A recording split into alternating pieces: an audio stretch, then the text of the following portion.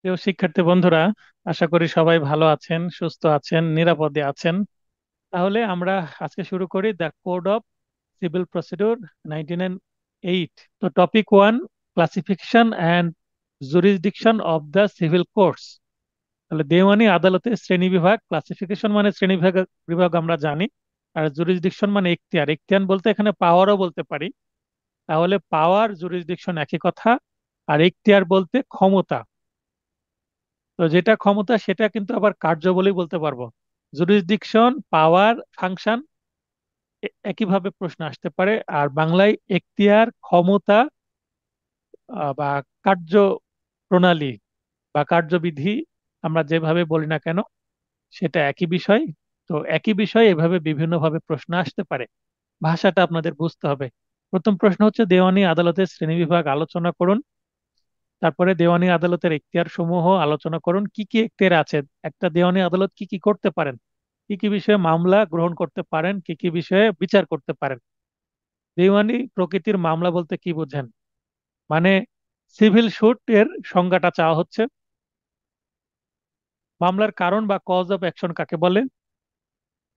কোনো মামলার যদি কজ অফ অ্যাকশন না থাকে বা মামলার কারণ না থাকে, তাহলে সেই কারণ ছাড়া মামলা করা হলে সেই মামলাটা প্রথমেই কি হয়ে যাবে, ফেরত দেওয়া হবে বা খারিজ করে দেওয়া হবে। মানে কারণ ছাড়া তো মামলা অযৌক্তিক। এই কারণে কজ অফ অ্যাকশনটা কি জিনিস সেটা বোঝা জরুরি। ছোট টিকা আকারে আসতে পারে প্রশ্নগুলো, অথবা অন্য প্রশ্নের সাথে যুক্ত হয়ে আসতে পারে। দেওয়ানি মামলার ধাপ সমূহ কি কি, ছোট প্রশ্ন আসতে পারে, বা ধাপ জেনে রাখলে আপনার অন্য প্রশ্নের উত্তর দিতে সুবিধা হবে। বিশেষ করে প্রবলেমেটিক যে প্রশ্নগুলো আছে, মামলার ধাপ সমূহ জানলে আপনি বুঝতে পারবেন এবং প্রবলেমেটিক প্রশ্নের উত্তর দেওয়ার সুবিধা হবে। তো প্রথম প্রশ্নের উত্তরটা আমরা পড়ি। দেওয়ানি আদালতের বিভাগ আলোচনা করুন। এভাবে যদি প্রশ্ন আসে, আপনি উত্তর করার সময় আপনি মাঝখানে লিখবেন যে যত নং প্রশ্নে থাকবে এত নং প্রশ্নের উত্তর।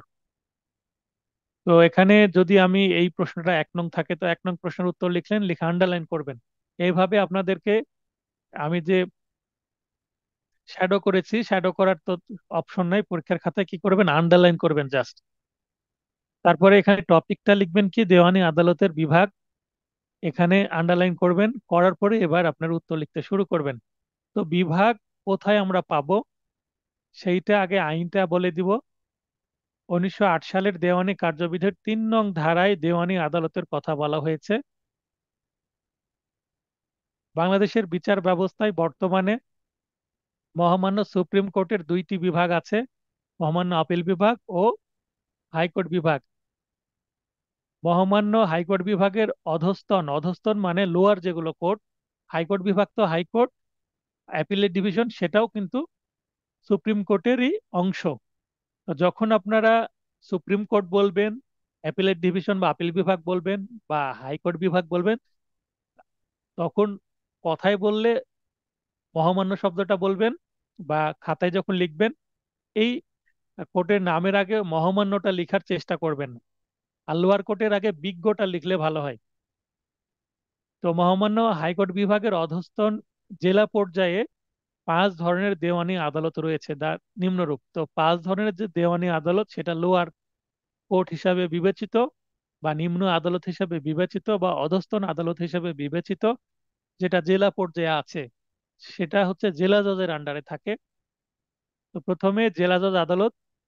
যখন আপনি কোনো আদালতকে অ্যাড্রেস করবেন, তখন আপনি লার্নেড কোর্ট বলতে পারেন, অথবা অনারেবল বলতে পারেন, বা লার্নেড বলতে পারেন, বা বিজ্ঞ বলতে পারেন। তো এখানে জেলা জজ আদালত আগে যদি বিজ্ঞ লিখেন ভালো হয়, না লিখলেও সমস্যা নাই, কিন্তু যখন আপনি ড্রাফটিং করবেন তখন বিজ্ঞ লিখতে হবে। অতিরিক্ত জেলা জজ আদালত, যুগ্ম জেলা জজ আদালত, সিনিয়র সহকারী জজ আদালত এবং সহকারী জজ আদালত। এখানে আমরা যদি নিচের থেকে উপরের দিকে চিন্তা করি, তো সহকারী জজ আদালত সর্বনিম্নে থাকে সিভিল কোর্টের মধ্যে, সিনিয়র সহকারী জজ আদালত তারপরে, এবং যুগ্ম জেলা জজ আদালত একটু উপরে র্যাঙ্কিং এ। এবং এই 3 জনের উপরে থাকে হচ্ছে জেলা জজ আদালত, এবং জেলা জজ আদালতের পাশাপাশি থাকেন হচ্ছে অতিরিক্ত জেলা জজ আদালত। তো এই যে 5টা কোর্টের নাম মনে রাখতে হবে, এবং এদের উপরে হাইকোর্ট, হাইকোর্টের পাশাপাশি আছে হচ্ছে আপিল বিভাগ, এবং হাইকোর্ট এবং আপিল বিভাগ মিলেই কিন্তু সুপ্রিম কোর্ট।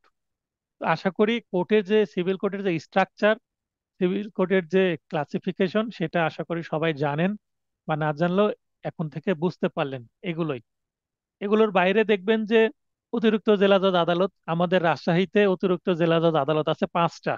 মানে অতিরিক্ত জেলা জজ আদালত 1, অতিরিক্ত জেলা জজ আদালত 2, 1 বা ফার্স্ট, ইংরেজিতে লিখলে ফার্স্ট সেকেন্ড থার্ড এভাবে, বা বাংলায় লিখলে 1 2 3 এভাবে লেখা হয়, বা প্রথম দ্বিতীয় তৃতীয় এভাবে লেখা হয়। যুগ্ম জেলা জজ আদালতও আমাদের আছে 4টা মেবি, বা 5টা, নতুন একটা হয়ে 4টা কি 5টা আমি শিওর না। তো বিভিন্ন জেলায় সংখ্যা, মানে মামলার চাপের উপর ভিত্তি করে সংখ্যা কম বেশি করা হয়। তারপর সিনিয়র সহকারী জজ, এটা থানা ভিত্তিক হয়, সহকারী জজও থানা ভিত্তিক হয়। তো এগুলো আপনাদের মনে রাখতে হবে, প্লাস বাস্তবে আপনাদের কোর্টে যেতে হবে। কোর্টে গিয়ে এই যে এখানে লেখা আছে, এই পড়ার সাথে বাস্তবে রিলেট করতে হবে, এবং আপনি পড়লেন, প্রয়োজনে শীটটা নিয়ে যাবেন। শীটটা নিয়ে যে এই যে এইটা যে এই কোর্ট, এটা যে এই কোর্ট, এটা আপনাকে বাস্তবের সাথে যখন ম্যাচ করবেন, রিলেট করবেন, তখন মনে রাখতে সুবিধা হবে আপনার। এরপরে আমরা এখতিয়ার পড়ব দেওয়ানি আদালতের। তো দেওয়ানি আদালতের এখতিয়ার সমূহ, দেওয়ানি আদালত সমূহে প্রাথমিক 3 ধরনের এখতিয়ার রয়েছে। তাহলে আমরা প্রাথমিক বলতে প্রধান 3 ধরনের এখতিয়ার আছে দেওয়ানি আদালতের। 1 নম্বরে হচ্ছে আর্থিক এখতিয়ার, মানে পিকুনিয়ারি জুরিসডিকশন। অনেকে বলতে পারেন, স্যার ব্র্যাকেটে কি ইংরেজিতে লিখতে হবে কম্পালসারি? ব্র্যাকেটে ইংরেজিতে না লিখলেও সমস্যা নেই, লিখলে ভালো। আপনি মনে করেন আপনি লিখলেন শুধু বাংলায়, আর আরেকজন ব্র্যাকেটে ইংরেজি সহ লিখলো, যে যিনি ইংলিশে লিখলেন তাকে অন্তত একটু নম্বর বেশি দেওয়ার চেষ্টা করবে। কেন চেষ্টা করবে? কারণ সে ইংলিশটাও লিখেছে তাই। কারণ বাড়তি লিখলে বাড়তি নম্বর, কিন্তু অযৌক্তিক বাড়তি লেখা যাবে না, আপনাকে যৌক্তিক বাড়তি লিখতে হবে। আঞ্চলিক বা স্থানীয় এখতিয়ার, এটাকে বলে টেরিটোরিয়াল জুরিসডিকশন। দেখেন প্রতিটা ক্ষেত্রে জুরিসডিকশন শব্দটা আছে, তাহলে আপনাকে পিকুনিয়ারি, টেরিটোরিয়াল, এ নতুন 2 একটা শব্দ মনে রাখতে হচ্ছে। আর আরেকটা হচ্ছে বিষয়বস্তু এখতিয়ার, অর্থাৎ সাবজেক্ট ম্যাটার জুরিসডিকশন। একটা সিভিল মামলার বিষয়বস্তু, একটা জমি হোক, একটা পুকুর হোক, তো সেইটার আর্থিক এখতিয়ার কতটুকু, মানে এটার ভ্যালুয়েশন বা এইটার আর্থিক মূল্য বা বাজার দর কতটুকু। একটা প্রপার্টি যদি 10 লক্ষ টাকার হয়, সেটা কোন কোর্টে যাবে? 15 লক্ষ টাকার হলে কোন কোর্টে যাবে সেই মামলাটা? 20 লক্ষ টাকার হলে কোন কোর্টে যাবে? 25 লক্ষ হলে কোন কোর্টে যাবে? 26 লক্ষ হলে কোন কোর্টে যাবে, বা এর বেশি হলে কোন কোর্টে যাবে? এটা নির্ধারণ করা হয় পিকুনিয়ারি জুরিসডিকশন বা আর্থিক এখতিয়ারের ভিত্তিতে। তাই আর্থিক এখতিয়ারটা জানা জরুরি। এরপরে আঞ্চলিক বা স্থানীয় এখতিয়ার বা টেরিটোরিয়াল জুরিসডিকশন। এটা কেন জরুরি? কারণ একটা সম্পত্তি মনে করেন রাজশাহীর বোয়ালিয়া থানার আন্ডারে, সদর এলাকায়, বা রাজশাহীর পুঠিয়া থানা বা উপজেলার আন্ডারে, তাহলে পুঠিয়ার যে সহকারী জজ আছে সেখানে মামলাটা হবে। অর্থাৎ প্রতিটা ক্রিমিনালের ক্রিমিনাল মামলার ক্ষেত্রে যেমন থানা ভিত্তিক এরিয়া ভাগ করা থাকে, সিভিল মামলার ক্ষেত্রেও কিন্তু উপজেলা বা থানা ভিত্তিক এরিয়া ভাগ করা থাকে। যেমন ম্যাপ থাকে। তো একটা জমির পরিচয় আমরা কিভাবে বলতে পারবো? একটা জমির পরিচয় কিন্তু খতিয়ানে আমরা পাই। খতিয়ানে কি থাকে? বিভাগ থাকে। আপনি খতিয়ানের আবেদন করতে যাবেন, বিভাগ দিয়ে দিলাম রাজশাহী, জেলা দিয়ে দিলাম রাজশাহী, তারপর উপজেলা চাইবে, উপজেলা দিয়ে দিলাম পুঠিয়া, পুঠিয়ার মধ্যে এটার মৌজা কি? তো পুঠিয়ার একটা মনে করেন মৌজা দিয়ে দিলাম শিবপুর। তো শিবপুর যে মৌজা, এই শিবপুর মৌজার আন্ডারে কত নম্বর জেল, এত নম্বর জেল এবং কত নম্বর খতিয়ান, সেটা সিএস, এসএ না আরএস, এইভাবে একটা জমির ঠিকানা পাওয়া যায়। যেমন একটা আমরা বসবাস করি, পোস্টাল অ্যাড্রেসের মাধ্যমে চিঠি আদান প্রদান করা হয়। আমার কাছে যদি কেউ কুরিয়ার করতে চায় বা আমি কুরিয়ার করতে চাই আপনাদেরকে, তাহলে আপনার পোস্টাল অ্যাড্রেস আমাকে দিয়েছেন, আমি আপনাদেরকে আমার নোটটা কুরিয়ার করেছি। তো এটা যেমন পোস্টাল অ্যাড্রেস, মানুষের বসবাসের ঠিকানা, এটাকে বলা হয় পোস্টাল অ্যাড্রেস। তেমনি জমির ঠিকানা হচ্ছে মৌজার যে ঠিকানা সেটা। তো এই যে মৌজার যে ঠিকানা, সেটাই স্থানীয় এখতিয়ার নির্ধারণ করে দেয়। তারপরে বিষয়বস্তু, এখন মামলাটা কি নেচারের মামলা? এই মামলা কি পিওর সিভিল কেস, না পারিবারিক মামলা, না এইটা সাকসেশন মামলা, না কোনো উইল প্রবেটের মামলা, না প্রিএমশন মামলা? এই নেচারের উপর ভিত্তি করে কিন্তু আবার কিছু স্পেশাল কেস ওই সহকারী জজ বা সিনিয়র সহকারী জজকে না দিয়ে ডিরেক্ট যুগ্ম জেলা জজকে দেওয়া হয়েছে, বা জেলা জজ নিজের কাছে রেখেছেন এখতিয়ার, এরকমও, যেটাকে বলা হয় হচ্ছে আদি এখতিয়ার। একটু পরেই আমরা যে ক্যাটাগরি পড়বো তার মধ্যে আছে এটা। তাহলে প্রধানত তিন প্রকার এখতিয়ার দেখলাম। এছাড়াও দেওয়ানি আদালত সমূহের আরো 5 ধরনের এখতিয়ার আমরা লক্ষ্য করতে পারি। কি কি? আদি এখতিয়ার বা অরিজিনাল জুরিসডিকশন। মানে আদি এখতিয়ার বলতে এটা শুরু হবে কোথা থেকে? যেমন আমি আমার পড়াশোনা শুরু করেছি কোন ক্লাস থেকে? ক্লাস 1 থেকে। মানে যখন 5-6 বছর মতো বয়স, তখন আমার অভিভাবক আমাকে ক্লাস 1-এ ভর্তি করে দিয়েছেন প্রাইমারি স্কুলে, সরকারি প্রাথমিক বিদ্যালয়। আমার মেয়ে, তাকে ইংলিশ মিডিয়ামে পড়াচ্ছি, তাকে আমি নার্সারিতে ভর্তি করেছি। কারণ এখানে নার্সারি আছে, নার্সারির নিচেও আরো 2-3টা ক্লাস আছে। এই প্লে থাকে, সিনিয়র প্লে, জুনিয়র প্লে, তারপরে এই প্লের আগে আবার প্রি স্কুল থাকে। কেজি স্কুল বা ইংলিশ মিডিয়াম স্কুলের যে ধরন দেখবেন, প্রি স্কুল মানে পড়াশোনা করবে না, ওখানে যে খেলবে, অনেকটা ডে কেয়ার সার্ভিসের মতন। তারপরে শুরু হবে হচ্ছে জুনিয়র প্লে, সিনিয়র প্লে, তারপরে নার্সারি, এইভাবে তারপরে ক্লাস 1। তো এই যে কোথা থেকে শুরু হবে, এটা হচ্ছে অরিজিনাল বা আদি। আদি শব্দের অর্থই কিন্তু শুরু বা অতীত। তো যেখান থেকে শুরু হলো, স্টার্ট হবে কোথা থেকে, সেটা বলে দেয় যে এখতিয়ার, সেটা হচ্ছে অরিজিনাল জুরিসডিকশন বা আদি এখতিয়ার। আমরা দেখব যে আহ, বলা আছে যে সিভিল মামলা সর্বনিম্ন আদালতে শুরু হবে। এখন 5 লক্ষ টাকা মূল্যমানের একটা মামলা কোথায় শুরু হবে? সহকারী জজ আদালতে শুরু হবে। তো সেইটা তার আদি এখতিয়ার নির্ধারণ করে।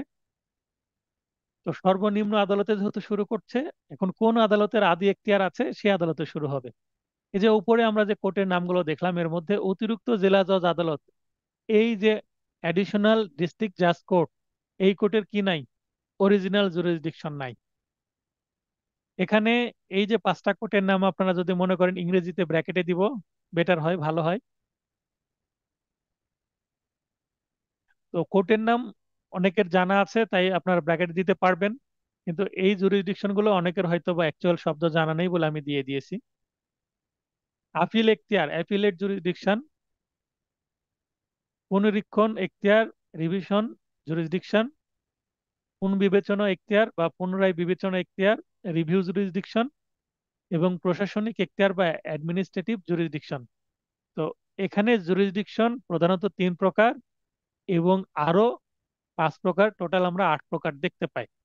তো এখন কেউ যদি বলেন যে আমি টানা 8 প্রকার লিখে দেবো, তাহলে হবে না। 3 প্রকার এটা একটা ক্যাটাগরির মধ্যে পড়ে, এবং বাকি 5 প্রকার আরেকটা ক্যাটাগরির মধ্যে পড়ে।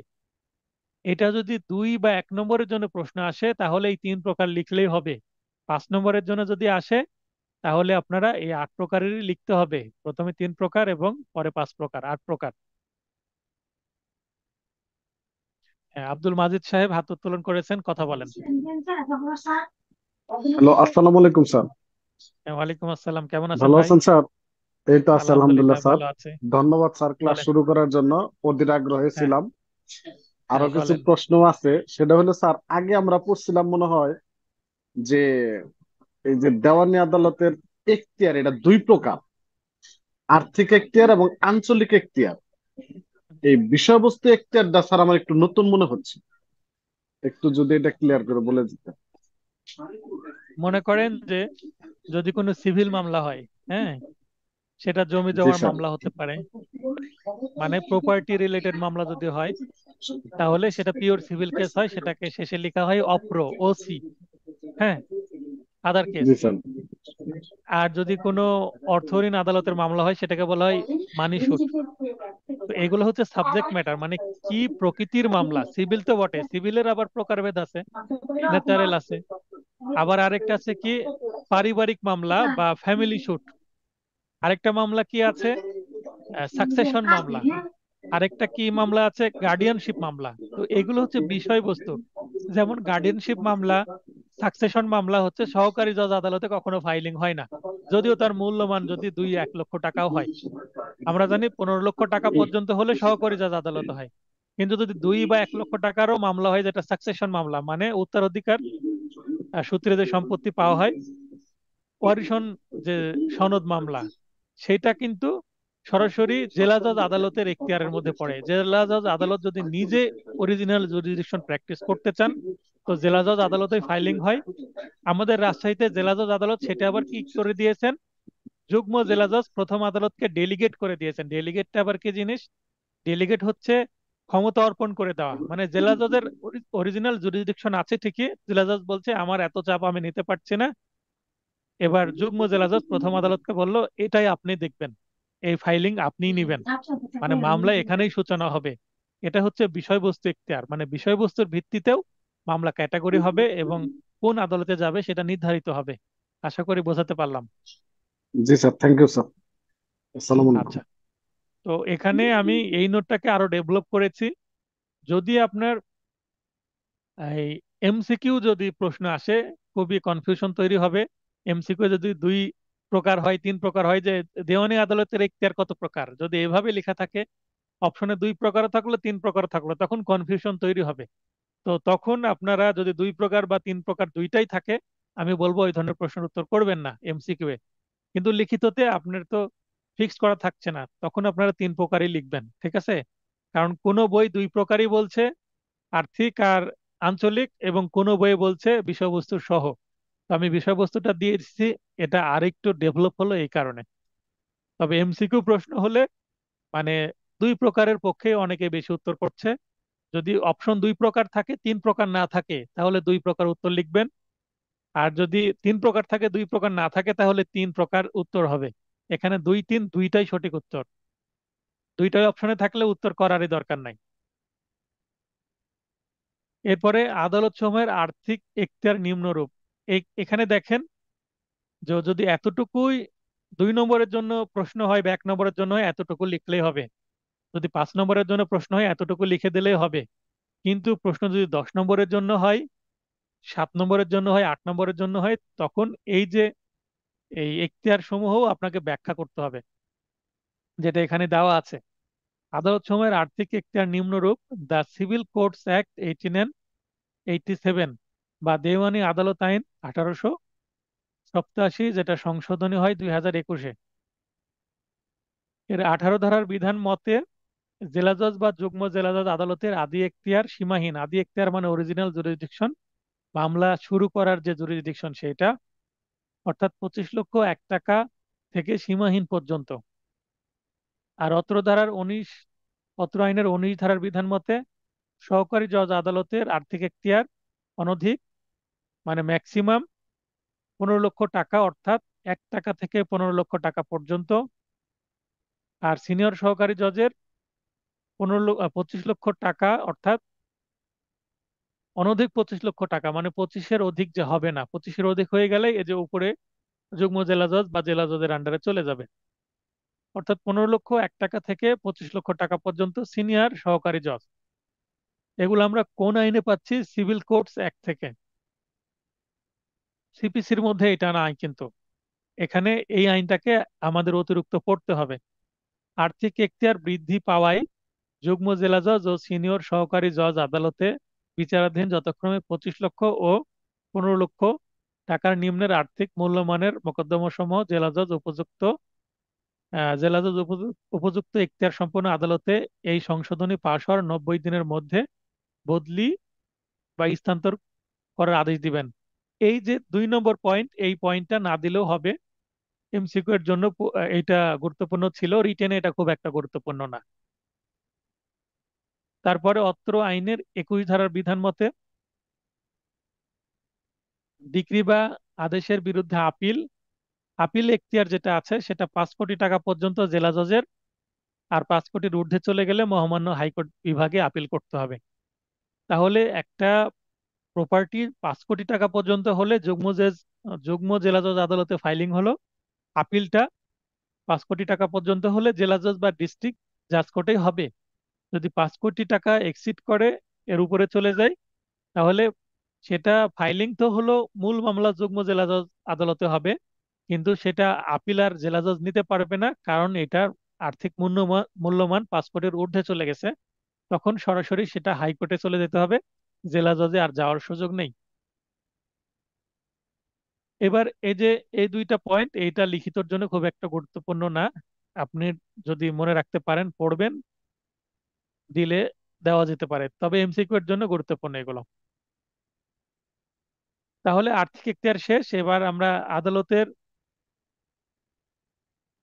দেওয়ানি আদালতের আদালত ভিত্তিক এখতিয়ার সমূহ, আদালত ভিত্তিক যে এখতিয়ার সেটা আমরা দেখব। বলে রাখা ভালো যে কিছুক্ষণের মধ্যে লাইন কেটে যাবে, অটোমেটিক। লাইন কেটে গেলে আমরা 10 মিনিটের বিরতি দিয়ে আবার ক্লাসে আসবো, আবার নতুন করে লিংক দিব। জেলা জজ আদালত, রিভিশন এখতিয়ার, দেওয়ানি বিষয়বস্তু, বিষয়বস্তুর আপিল যার মূল্যমান সর্বোচ্চ 5 কোটি টাকা, তারপর প্রবেট সংক্রান্ত বিষয়াদি ইত্যাদি। তো এখানে জেলা জজ আদালতে কোন কোন মামলাগুলো ফাইলিং হয়? জেলা জজ আদালতে রিভিশন এখতিয়ার আছে জেলা জজ আদালতের। তার মানে এখানে আদালতের কি কি এখতিয়ার আছে এটা কিন্তু এখানে লেখা আছে। জেলা জজ আদালতে রিভিশন এখতিয়ার আছে, মানে এখানে রিভিশন করা যায়। দেওয়ানি বিষয়বস্তুর আপিল যার মূল্যমান 5 কোটি টাকা পর্যন্ত, মানে 5 কোটি টাকা পর্যন্ত আপিল করা যাবে। এই পাঁচ বানানোর উপরে চন্দ্রবিন্দুটা দিয়ে দিবেন। আর প্রবেট সংক্রান্ত বিষয়াদি ইত্যাদি, প্রবেট, সাকসেশন, এই মামলাগুলো জেলা জজ আদালতের এখতিয়ার। প্রবেটটা কি? কোনো ব্যক্তি যদি উইল করে যান, তো উইলের যারা বঞ্চিত হয়েছে, উইলে যারা বঞ্চিত হয়েছে, মনে করেন দুই তিন ভাই আছে, তিন ভাই আছে, এক ভাইকে সম্পত্তি লিখে দিয়েছে বাবা, তাহলে অন্য দুই ভাই তো সেই উইলের বিরোধিতা করতে পারে। তো উইলের যখন বিরোধিতা করবে, এই উইলটা আইনত কার্যকর করার জন্য উইল প্রবেট বা উইল বাস্তবায়নের মামলা করতে হয়, সেটা কিন্তু জেলা জজ আদালতে ফাইলিং হয়। তো আমাদের রাজশাহী কোর্টে জেলা জজ নিজে ফাইলিং নেন না, সেটা যুগ্ম জেলা জজ আদালতকে ডেলিগেট করে দিয়েছেন, মানে ক্ষমতা হস্তান্তর করে দিয়েছেন। অতিরিক্ত জেলা জজ আদালতের আর্থিক মানে মামলাগত এখতিয়ার কি? জেলাজজ কর্তৃক প্রেরিত সকল মামলাসমূহের বিচার অত্র আদালত কর্তৃক সম্পন্ন হয়ে থাকে। তাহলে অতিরিক্ত জেলাজজ আদালতের কোনো অরিজিনাল জুরিসডিকশন নাই, মানে সেখানে কোনো মামলা কি হয় না, ফাইলিংও হয় না, সেখানে কোনো রিভিশনও ফাইলিং। যুগ্ম জেলাজজ আদালতের কি কি এখতিয়ার আমরা দেখে নিই। সকল প্রকার দেওয়ানি মামলা যার মূল্যমান 25 লক্ষ টাকা থেকে অসীম, উত্তরাধিকার সংক্রান্ত যে বিষয়াদি সেটা। রিভিশন, জেলা জজ কর্তৃক প্রেরিত মামলাসমূহ। যুগ্ম জেলা জজ আদালতে মামলা তো ফাইলিং করা যায়, কিন্তু রিভিশন ফাইলিং জেলা জজে করা যায়। জেলা জজ যদি রিভিশন যুগ্ম জেলা জজের কাছে পাঠান, তাহলে সেই রিভিশনগুলো নিষ্পত্তি করতে পারেন যুগ্ম জেলা জজ। তেমনি আপিল যুগ্ম জেলা জজ আদালতে ডিরেক্ট করা যায় না ফাইলিং, আপিল জেলা জজ আদালতে করা হবে, এবং জেলা জজ আদালত সেগুলো যুগ্ম জেলা জজ আদালতে যদি প্রেরণ করেন, হস্তান্তর করেন, সেই ক্ষেত্রেই কিন্তু সেই মামলাটা, আপিল মামলাটা যুগ্ম জেলা জজ আদালত কি করতে পারবেন, নিষ্পত্তি করতে পারবেন। তাহলে আমরা এরপরে সিনিয়র সহকারী জজ, দেওয়ানি প্রকৃতির মামলা বিচার যার মূল্যমান 15 লক্ষ টাকা থেকে 25 লক্ষ টাকা পর্যন্ত। তো পয়ে চন্দ্রবিন্দু দিয়ে নেবেন, চন্দ্রবিন্দু ছাড়া বানান ভুল হচ্ছে। তো এটা আমরা একটু আগে দেখলাম ওপরে।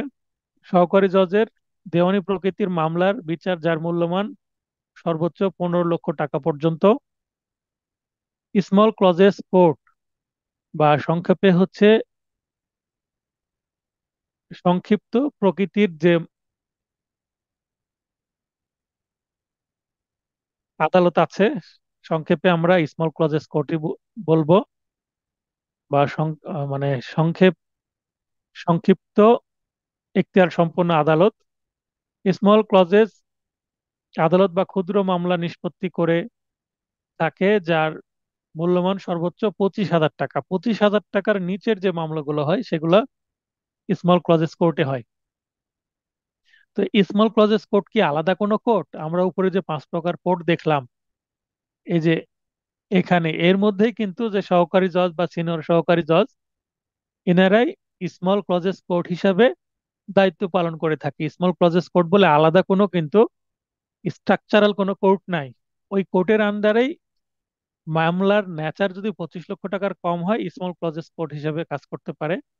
আবার অনেক সময় আমরা দেখি যে ক্রিমিনাল যে কোর্ট আছে, ম্যাজিস্ট্রেট কোর্ট, সেই কোর্টগুলো কি করে, একটা মামলা আমলে নেওয়ার পরে স্মল ক্লজেস কোনো ম্যাটার হলে সেটা পাঠিয়ে দেওয়া হয় কিন্তু আবার স্থানীয় সরকার আদালতে, অর্থাৎ যদি ইউনিয়ন পরিষদের মধ্যে হয় কোনো কিছু, তাহলে ইউনিয়ন পরিষদের চেয়ারম্যান বরাবর পাঠিয়ে দেয়, ভিলেজ কোর্টে পাঠিয়ে দেয়। তাহলে ভিলেজ কোর্টও কিন্তু একটা স্মল ক্লজেস কোর্ট হিসেবে কাজ করতে পারে। সংক্ষিপ্ত বিচার পদ্ধতি ফলো করা হয় সেক্ষেত্রে, সামারি ট্রায়ালের মাধ্যমে শেষ করা হয়। এবার পারিবারিক আদালত।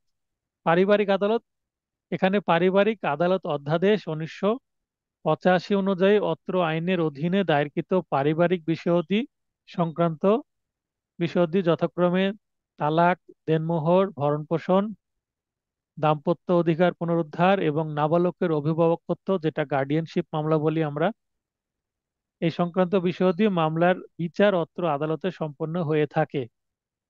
তো এখানে আমরা 6 ধরনের কোড দেখালাম, 7 ধরনের কোড দেখালাম, যে কোডগুলো এই ধরনের নাচার আছে। এর বাইরেও কিছু আছে, কিন্তু এগুলোই বেসিক লোয়ার কোর্টে, এর বাইরে খুব একটা আপনি কাজ দেখতে পাবেন না।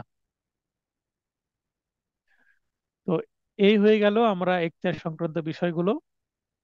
এবার দেওয়ানি প্রকৃতির মামলা বা নেচার অফ সিভিল সুট কি? ইংলিশ আসতে পারে নেচার অফ সিভিল সুট, বা বাংলায় দেওয়ানি প্রকৃতির মামলা। কোনো বিষয়ে অধিকারের দাবি বা, তাহলে প্রথমে অধিকারের দাবি, কেউ কোনো কিছু অধিকার দাবি করছে বা সম্পত্তি দাবি করছে বা কোনো ক্ষতি হয়েছে সেটার জন্য ক্ষতিপূরণ দাবি করছে, এরকম যদি কোনো দাবি উত্থাপন করা হয় আদালতের কাছে, তাহলে কি প্রকৃতির মামলা হবে? সেটা সিভিল বা দেওয়ানি প্রকৃতির মামলা হবে। তো দাবির ক্ষেত্রে যে মামলা করা হয় তাকে দেওয়ানি প্রকৃতির মামলা বলে। সংজ্ঞা দিয়ে দিলাম। সম্পত্তির ওপর সত্ত্ব ও, সত্ত্ব বলতে মালিকানা বা ওনারশিপ বা টাইটেল, ও দখলের অধিকার, দখল বলতে পজেশন, দখল নিয়ে প্রশ্ন উত্থাপিত হলে যে মামলার মাধ্যমে তা নিষ্পত্তি করা হয় তাও দেওয়ানি প্রকৃতির মামলা। দেওয়ানি মামলাকেই আদালতের ভাষায় মোকদ্দমা বলা হয়। তাহলে দেওয়ানি যে মামলাগুলো সেগুলোকে কিন্তু অনেক সময় মোকদ্দমা বলা হয়। ক্রিমিনাল মামলাকে কিন্তু মোকদ্দমা বলা হয় না, সিভিল মামলাকে মোকদ্দমা বলা হয়। এই ধরনের মামলা হলো ব্যক্তির সাথে ব্যক্তির, প্রতিষ্ঠানের সাথে প্রতিষ্ঠানের বা ব্যক্তির সাথে প্রতিষ্ঠানের বিরোধ সংক্রান্ত মামলা, যার নিষ্পত্তি হয় সাধারণত ক্ষতিপূরণ আদায়ের মাধ্যমে বা অধিকার ফিরিয়ে দিয়ে। যে যা দাবি করছে সুনির্দিষ্টভাবে তাকে সেটা দেওয়া, সুনির্দিষ্ট প্রতিকার আইনে যেটা বলা আছে সেইভাবে, অথবা যদি সেটা দেওয়া সম্ভব না হয় তাহলে তার বিকল্প প্রতিকার হিসাবে ক্ষতিপূরণ দেওয়া যেতে পারে। এটাই হচ্ছে সিভিল কোর্টের কাজ। যদি 2 নম্বর বা 1 নম্বরের জন্য প্রশ্ন আসে, এতটুকু এনাফ। সংজ্ঞা দিয়ে দিলেন 2 নম্বর বা 1 নম্বর টিকা আকারে। 3 থেকে 5 নম্বরের জন্য যদি আসে তাহলে এই সবটুকুই আপনাকে লিখতে হবে, আর একটু বেশি লিখতে হবে, না হলে 5 নম্বর তো দিবে না। আপনি 5 নম্বরের প্রশ্ন আসলে এতটুকু লিখে দিলেন, তাহলে কিন্তু হবে না। এখানে ছোট করে সংজ্ঞা দেওয়া হয়েছে এবং একটু উদাহরণ দেওয়া হয়েছে। আমরা আরেকটু ডিটেলস পড়ব।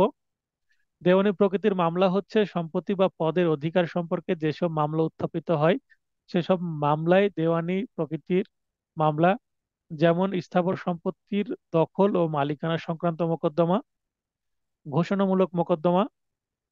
তাহলে স্থাবর সম্পত্তির দখল ও মালিকানা সংক্রান্ত মোকদ্দমা সুনির্দিষ্ট প্রতিকার আইনের, যেগুলো আমরা দেখতে পাই 8 এবং 9 ধারার মামলা। ঘোষণামূলক মামলা সুনির্দিষ্ট প্রতিকার আইনের 42 ধারার যে মামলাটা। ভরণ পোষণের মোকদ্দমা, মানে এইটা পারিবারিক আদালতে করতে হয়। ভরণ পোষণের ইংরেজি হচ্ছে মেনটেনেন্স। যখন কোনো স্ত্রী তার বা তার সন্তানদের যে মেনটেনেন্স চাই, তখন দেওয়ানি আদালতে ভরণ পোষণের মামলা করতে হয়। অভিভাবকত্ব বা গার্ডিয়ানশিপ মামলা পারিবারিক আদালতে হয়।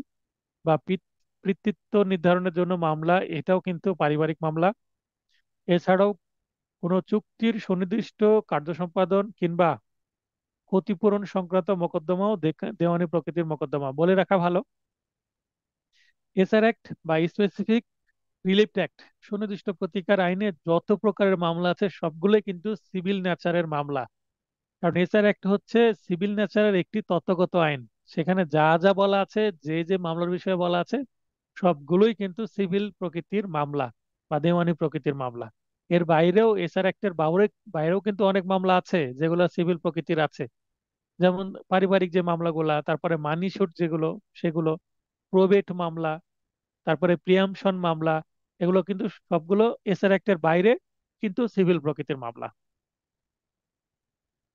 কোনো সরকারি বেসরকারি বা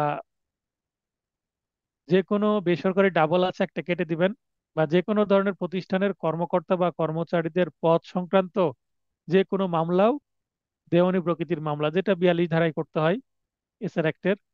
যেমন ওইরূপ প্রতিষ্ঠানের কোনো পদাধিকার ব্যক্তির পক্ষে বৈধতা, অপসারণ বা অবসর সংক্রান্ত যে কোনো মোকদ্দমা দেওয়ানি আদালত নিষ্পত্তির জন্য গ্রহণ ও বিচার করতে পারেন। তবে কোনো ধর্মীয় প্রতিষ্ঠানের সম্পূর্ণতই ধর্মীয় বিষয় সম্পর্কে কোনো মোকদ্দমা দেওয়ানি আদালত বিচারের জন্য গ্রহণ করতে পারে না।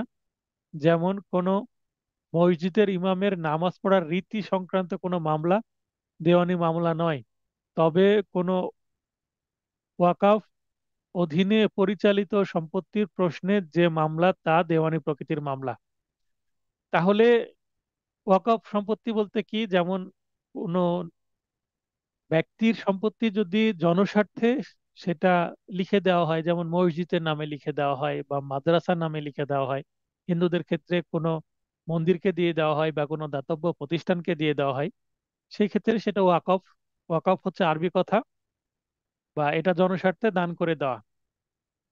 তো এই প্রকৃতির সম্পত্তি নিয়ে মামলা হলে সেটা সিভিল প্রকৃতির মামলা হবে। কিন্তু একজন ইমাম নামাজ কিভাবে পড়াবেন বা একজন পুরোহিত কিভাবে পূজা পাঠ করাবেন, সেটা কিন্তু আদালতের মাধ্যমে নির্ধারিত হয় না।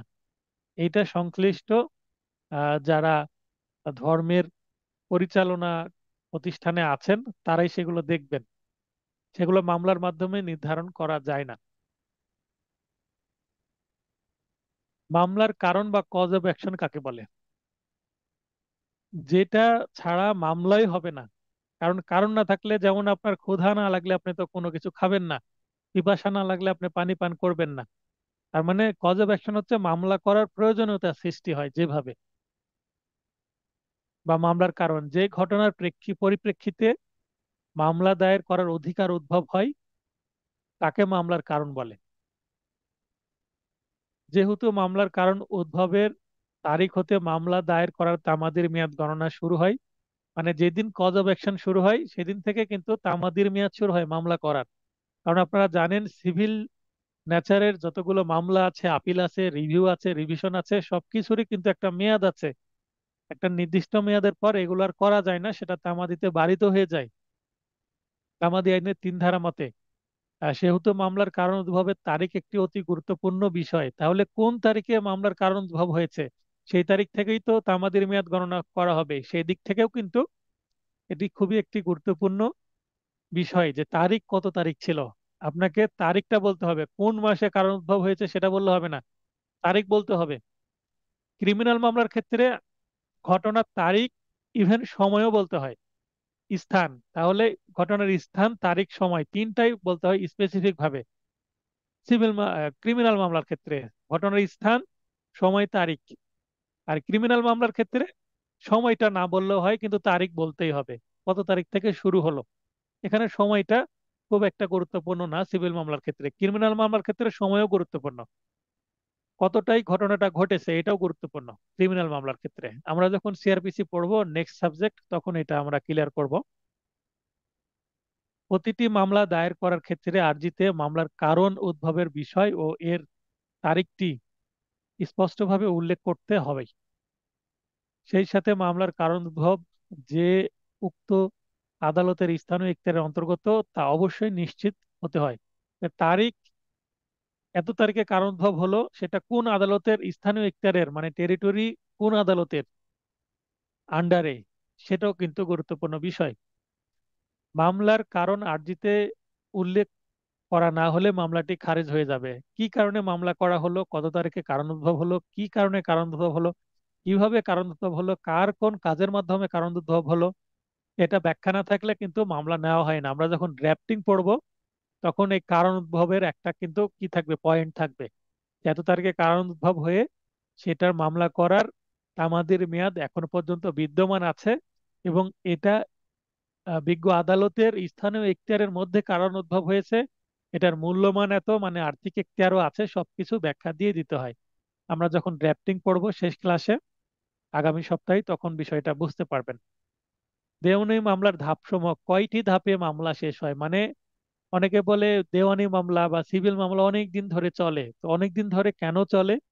ধাপ তো অল্প কয়েকটি আছে। আমরা যারা এমসিকিউ ব্যাচে আছেন তারা দেখবেন যে আমার প্রিভিয়াস যে ক্লাস আছে, ছুটির আগে যে ক্লাস ছিল দেওয়ানির প্রথম ক্লাস, সেখানে কিন্তু একটা ফ্লো চার্টের মাধ্যমে আমি দেখিয়েছি ধাপগুলো কিভাবে অগ্রসর হয়। তো এখানে আমি সেই ছক আকারে দিইনি, জাস্ট প্লেন কয়েকটি ধাপ, 8টি ধাপে মামলা শেষ হয়, বেসিক 8টি ধাপ আমি এখানে দিয়ে দিচ্ছি। দেওয়ানি মামলার ধাপসমূহ নিম্নরূপ। এখানে সর্বোচ্চ 5 নম্বরের যদি প্রশ্ন আসে, এই ধাপগুলো লিখে দিলেই 5 নম্বর দিয়ে দেওয়ার সম্ভাবনা আছে, যদি হুবহু আপনি লিখতে পারেন। তবে ধাপসমূহ যদি আসে, 3 নম্বর ম্যাক্সিমাম আসতে পারে, 5 নম্বর দেওয়ার সম্ভাবনা কম। কারণ অন্য প্রশ্নের সাথে এটা জুড়ে দিবে, দিয়ে হয়তো বা 10 নম্বরের প্রশ্ন দিল, আর 5 নম্বরের একটা প্রবলেমেটিক প্রশ্ন দিল।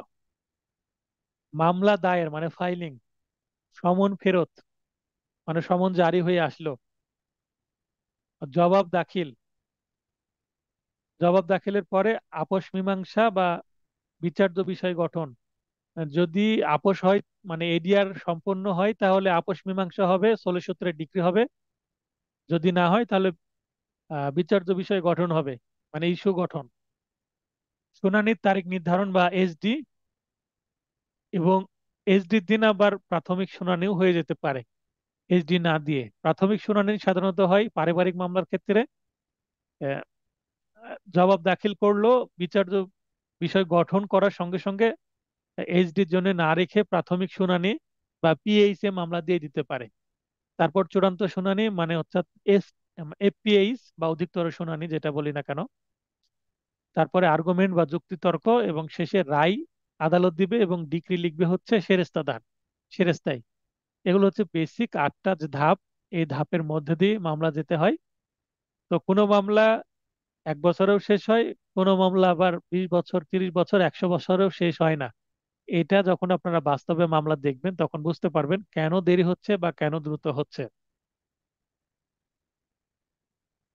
এরপরে আমরা টপিক 2,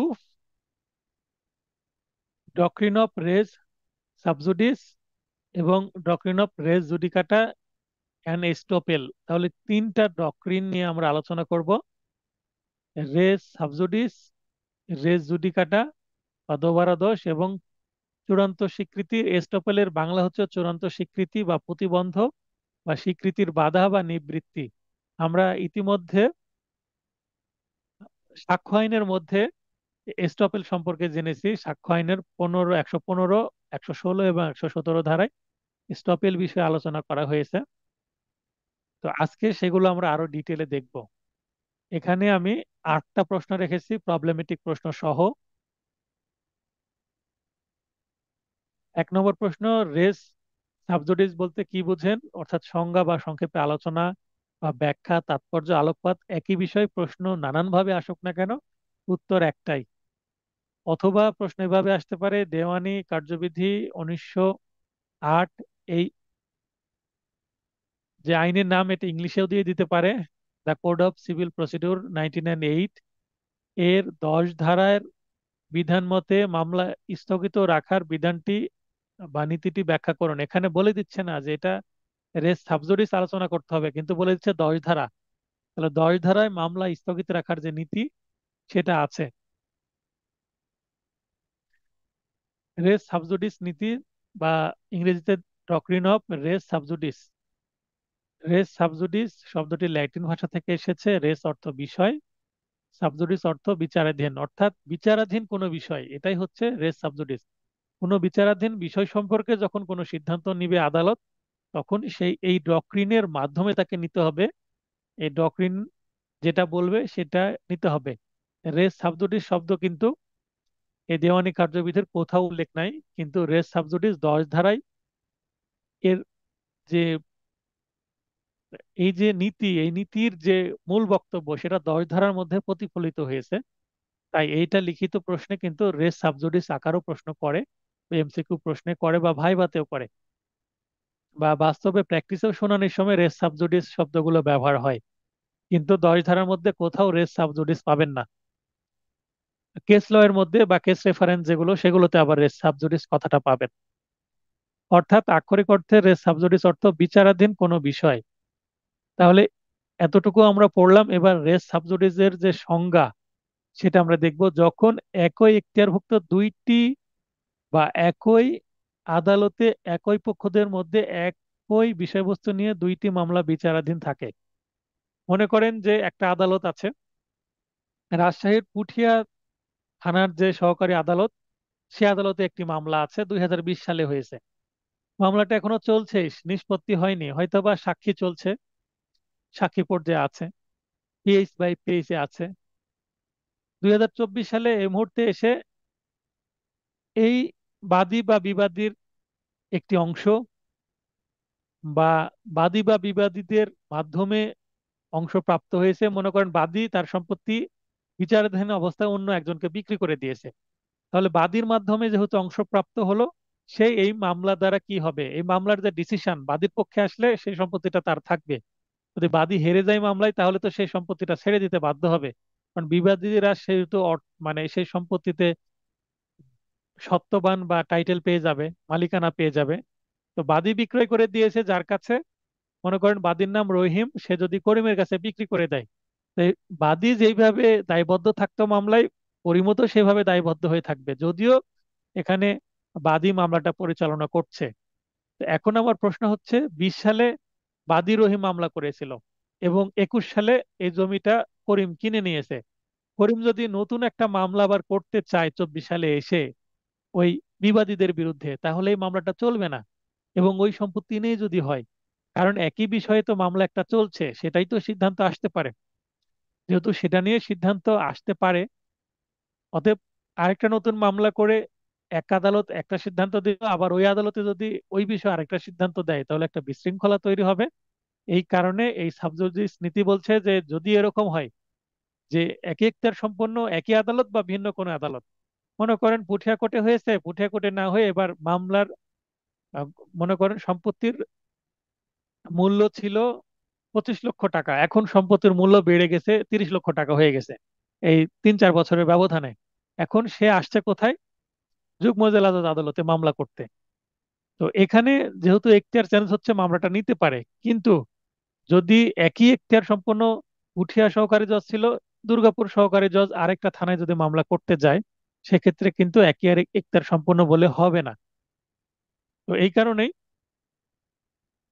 দুইটি মামলা যদি হয়ে যায়, একই সময়ে চলছে, বিচারাধীন আছে, চলমান আছে, সেই ক্ষেত্রে পরের মামলাটা কি হবে?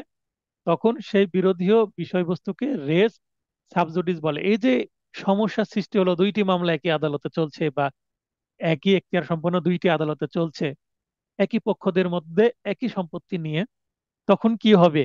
এই যে কি হবে, এটার উত্তর দিচ্ছে রেস সাবজুডিস নীতি। তাহলে রেস সাবজুডিস কাকে বলে?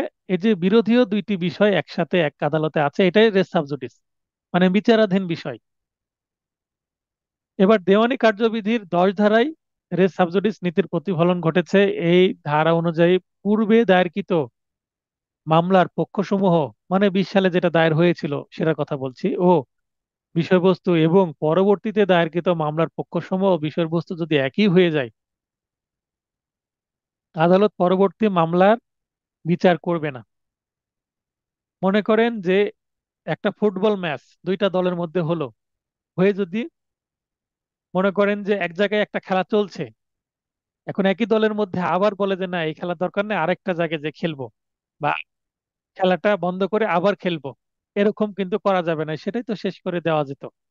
তো যে মামলাটা প্রথমে শুরু হয়েছে সেটাই নিষ্পত্তি হবে, এবং পরবর্তী দায়েরকৃত পরবর্তীতে দায়েরকৃত মামলাটি কার্যক্রম স্থগিত রাখবে। মানে প্রথমটা চলতে থাকবে এবং দ্বিতীয়টা স্থগিত থাকবে, বাতিল বা খারিজ হবে না, কিন্তু স্থগিত থাকবে।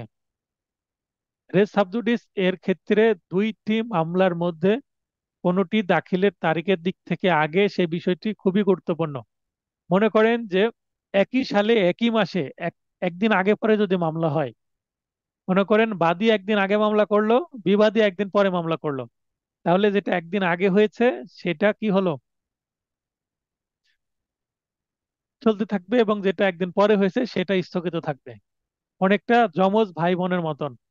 হয়তোবা কয়েক মিনিটের ব্যবধানে বড় ভাই ছোট ভাই বা ছোট বোন বড় বোন এরকম হয় টুইন্সের ক্ষেত্রে।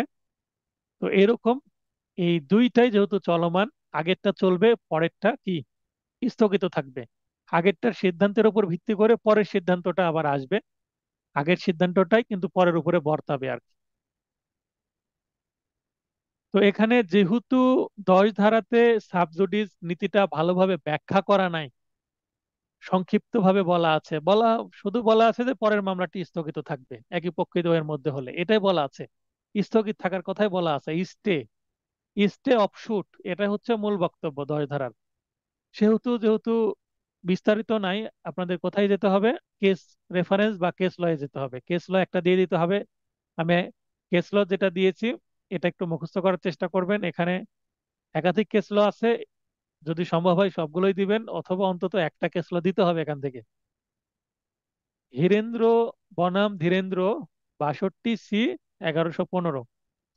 মামলার সিদ্ধান্ত অনুযায়ী 10 ধারায় দেওয়ানি মামলা দাখিলের তারিখ বলতে আর্জি দাখিলের তারিখ, মামলা গ্রহণের তারিখ নয়। মানে যেদিন আর্জি দাখিল করলো সেই তারিখকে বোঝাবে, যেদিন মামলাটা অ্যাডমিট করলো বা গ্রহণ করলো সেই তারিখ না। অনেক সময় মামলা ফাইলিং করার পরে অ্যাডমিশন হিয়ারিং এর জন্য রাখে, অর্থাৎ সরাসরি গ্রহণ করে না। কোনো প্রবলেম যদি আদালত মনে করে যে এটা সরাসরি গ্রহণ করার মতো না, একটা শুনানি আমি নিব, বিজ্ঞ আইনজীবী যিনি ফাইল করেছেন তিনি শুনানি করবেন, আমাকে কনভিন্স করবেন, এটা নিব, সেক্ষেত্রে উনি নিবেন।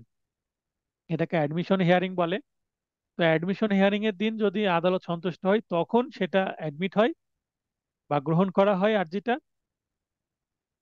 তারপরে এইটা সমন ইস্যু করা হয়, তার আগে সমন ইস্যু হয় না।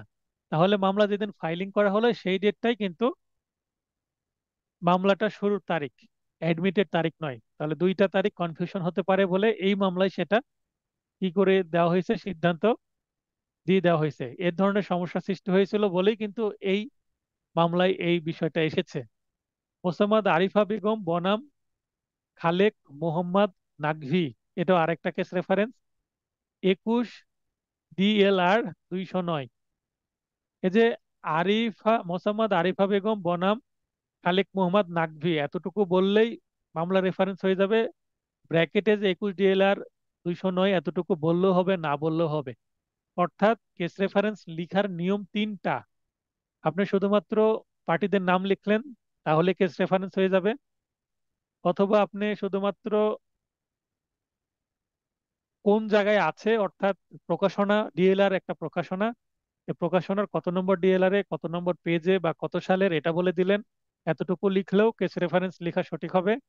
অথবা যদি মনে করেন আমি উভয়টাই লিখবো, পার্টিদের নাম লিখবো এবং কোথায় আছে সেটাও লিখবো, তারপরেও হবে। অর্থাৎ তিন প্রকারে হবে, শুধু পার্টিদের নাম বা শুধু ডিএলআর কত বা কোথায় আছে সেটা বললেন, অথবা উভয়টি, উভয় প্রকারই চলবে, কিন্তু ভুল লিখা যাবে না। আপনি প্রয়োজনে একটা পদ্ধতি লিখেন, কম্বিনেশন লেখার দরকার নেই, কিন্তু ভুল লেখা যাবে না। ভুল লিখলে কিন্তু নম্বর অনেক কমে যাবে। কেস রেফারেন্স নাও দেওয়া ভালো, যদি ভুল লিখেন তাহলে কিন্তু মারাত্মক ভুল হয়ে যাবে, আপনার নম্বর কমে যাবে। সঠিক লিখতে পারলে কেস রেফারেন্স দিবেন। কারণ এগুলো মামলার যে কেস রেফারেন্স সবগুলোই কি landmark case reference. Landmark case reference কি মানে বহুল আলোচিত কেস রেফারেন্স, যারা খাতা দেখেন তারা সবাই এগুলো জানেন। অতএব আপনি কোনো বানিয়ে কেস রেফারেন্স দিবেন, আপনি কোনো কিছু আন্দাজ করে, এটা কিন্তু চলবে না। সবাই যারা বিজ্ঞ খাতা দেখবেন তারা কিন্তু ধরে ফেলবেন আপনি এখানে চালাকি করার চেষ্টা করেছেন, যেটা আপনার হিতে বিপরীত হতে পারে। মামলার সিদ্ধান্ত হয় যে, এই মামলায় কি সিদ্ধান্ত হয়, 10 ধারার অধীন শুধু পরবর্তী মামলাটি, পরবর্তীর ইংরেজি সাবসেকুয়েন্ট শুট, স্থগিত করা যাবে, পূর্ববর্তী মামলা নয়। তাহলে পরের মামলাটা স্থগিত হবে, প্রথম মামলাটা চলবে। আরো একটি কেস রেফারেন্স, ছোট করে দেখেন, তিনটা কেস রেফারেন্স দিয়েছি, তিনটে ছোট এবং তিনটাই গুরুত্বপূর্ণ। আহমেদ সিল্ক লিমিটেড বনাম বাংলাদেশ শিল্প ব্যাংক, বিয়াল্লিশ ডিএলআর 140 পৃষ্ঠা। মামলার সিদ্ধান্ত মতে মামলার বহুত্ব রোধ করাই রেস সাবজুডিস নীতির প্রধান উদ্দেশ্য। বহুত্ব বলতে কি, একই বিষয়ে কেন একাধিক মামলা করতে হবে? বহু মামলা করলে এমনি তো আদালতে মামলার অনেক জট লেগে আছে, জট লেগে আছে। তাই আরো একই বিষয়ে একাধিক মামলা হয়ে মামলার বহুত্ব মানে একাধিক মাল্টিপল কেস, মাল্টিপল সুট চলে আসবে, এইটা যেন না হয়, তাই সেটা করা হয়েছে। তো এই তিনটা ল্যান্ডমার্ক যে মামলা, সেই সিদ্ধান্তে কিন্তু আমরা মামলার সিদ্ধান্তে এগুলো পাই। চেষ্টা করবেন তিনটাই মুখস্থ রাখার, আপনার কাজে লাগবে, বাস্তবেও কাজে লাগবে। উপরোক্ত মামলার আলোকে বোঝা যায় যে উপরোক্ত আলোচনার আলোকে বোঝা যায় যে আলোচনা বলতে এই যে প্রথম থেকে যে আলোচনা করলাম সেগুলো একই বিচার্য বিষয় নিয়ে একই পক্ষদের মধ্যে একই আদালত বা সম এখতিয়ার সম্পন্ন বা এখতিয়ারভুক্ত আদালত থেকে পরস্পর বিরোধী আদেশ বা ডিক্রি হওয়ার মতো অবস্থা পরিহার করার নীতিকে রেস সাবজুডিস বলে। শেষে এসে বলছি কি, প্রথমে যে মামলাটা হলো এটার এক ধরনের সিদ্ধান্ত হলো, অন্য একটা পরে যে মামলা হলো সেটাও যদি চলে, ওটার আরেকটা সিদ্ধান্ত আসতে পারে। তো একই বিষয়ে দুই রকম সিদ্ধান্ত হলে তো প্রবলেম হয়ে গেল। এখন একটা সম্পত্তি প্রথম মামলায় বাদী ডিক্রি পেল, দ্বিতীয় মামলায় বাদী ডিক্রি পেল না, তাহলে সিদ্ধান্ত অ্যাকচুয়ালি কি হবে? প্রথম মামলায় বাদী বলবে এই মামলা অনুসারে আমাকে সম্পত্তিটা দেওয়া হোক, বিবাদী দ্বিতীয় মামলা অনুসারে বলবে যে না, সম্পত্তি সে তো পাই না, এই দেখেন আমার কাছেও কি আছে, মামলার রায় আছে, সে ডিক্রি পায়নি। তো এই জটিলতা এড়ানোর জন্য কিন্তু রেস সাবজুডিস নীতিটা প্রয়োগ করা হয়েছে। এরপরে রেস সাবজুডিস নীতি প্রয়োগের ক্ষেত্রে কি কি শর্ত পূরণ করা হবে, শর্ত বা উপাদান বলতে পারি আমরা, বা স্থগিত করতে কি কি শর্ত পালন করতে হবে, বা কোন অবস্থায় দেওয়ানি আদালতে বিচারাধীন কোনো মামলায় স্থগিত রাখা যায়, যেইভাবে প্রশ্ন আসুক না কেন আপনাকে আগে প্রশ্ন বুঝতে হবে যে কি চাওয়া হচ্ছে, প্রশ্নকর্তা কি চেয়েছেন। যা চাইবে তাই উত্তর দিবেন, যতটুকু চাইবে ততটুকুই দিবেন, কমও না বেশিও না। বেশি দিলেও কিন্তু আপনার নম্বর কমে যেতে পারে অতিরিক্ত লিখে পরীক্ষককে বিরক্ত করার জন্য। তো রেস সাবজুডিস নীতিটি প্রয়োগের ক্ষেত্রে আবশ্যকীয় উপাদান সমূহ, কিছু উপাদান আছে এখানে দেখেন, আমি এতটুকু যে লিখেছি এইটা উপরে আছে, অর্থাৎ ভূমিকামূলক। এখন বলতে পারেন স্যার একটু আগে তো পড়লাম, তো এইটা কি এই প্রশ্নের জন্য গুরুত্বপূর্ণ? যদি নম্বর একটু বেশি আসে, 7 বা 8 নম্বরের জন্য আসে, তাহলে আপনারা এই অংশটুকু লিখবেন, যেটা আমি লাল রং দিয়ে হাইলাইট করলাম।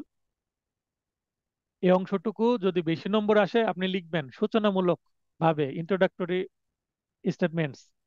আর যদি মনে করেন যে কম প্রশ্ন আসছে, জাস্ট আপনি এখানে 8টা পয়েন্ট আছে, 8টা পয়েন্ট লিখে দিলেন, দ্যাটস অল, এতটুকুতে হয়ে যাবে। তাহলে নীতি প্রয়োগের ক্ষেত্রে যে যে শর্ত পূরণ করা আবশ্যক তা নিম্নরূপ বলে আপনি লিখে দিলেন। যদি 5 নম্বরের প্রশ্ন আসে, 3 নম্বরের প্রশ্ন আসে, আপনি 8টা পয়েন্ট লিখে দিলেন, শেষ। উপরে আর ভূমিকা দেওয়ার দরকার নাই, কারণ ছোট প্রশ্ন ছোট উত্তর। দুইটি বিচারাধীন মামলা থাকতে হবে। এটা কেন বলছি? 1 নম্বর পয়েন্ট অলরেডি আপনারা বুঝে গেছেন, অলরেডি এই বিষয়ে আলোচনা করে ফেলেছি।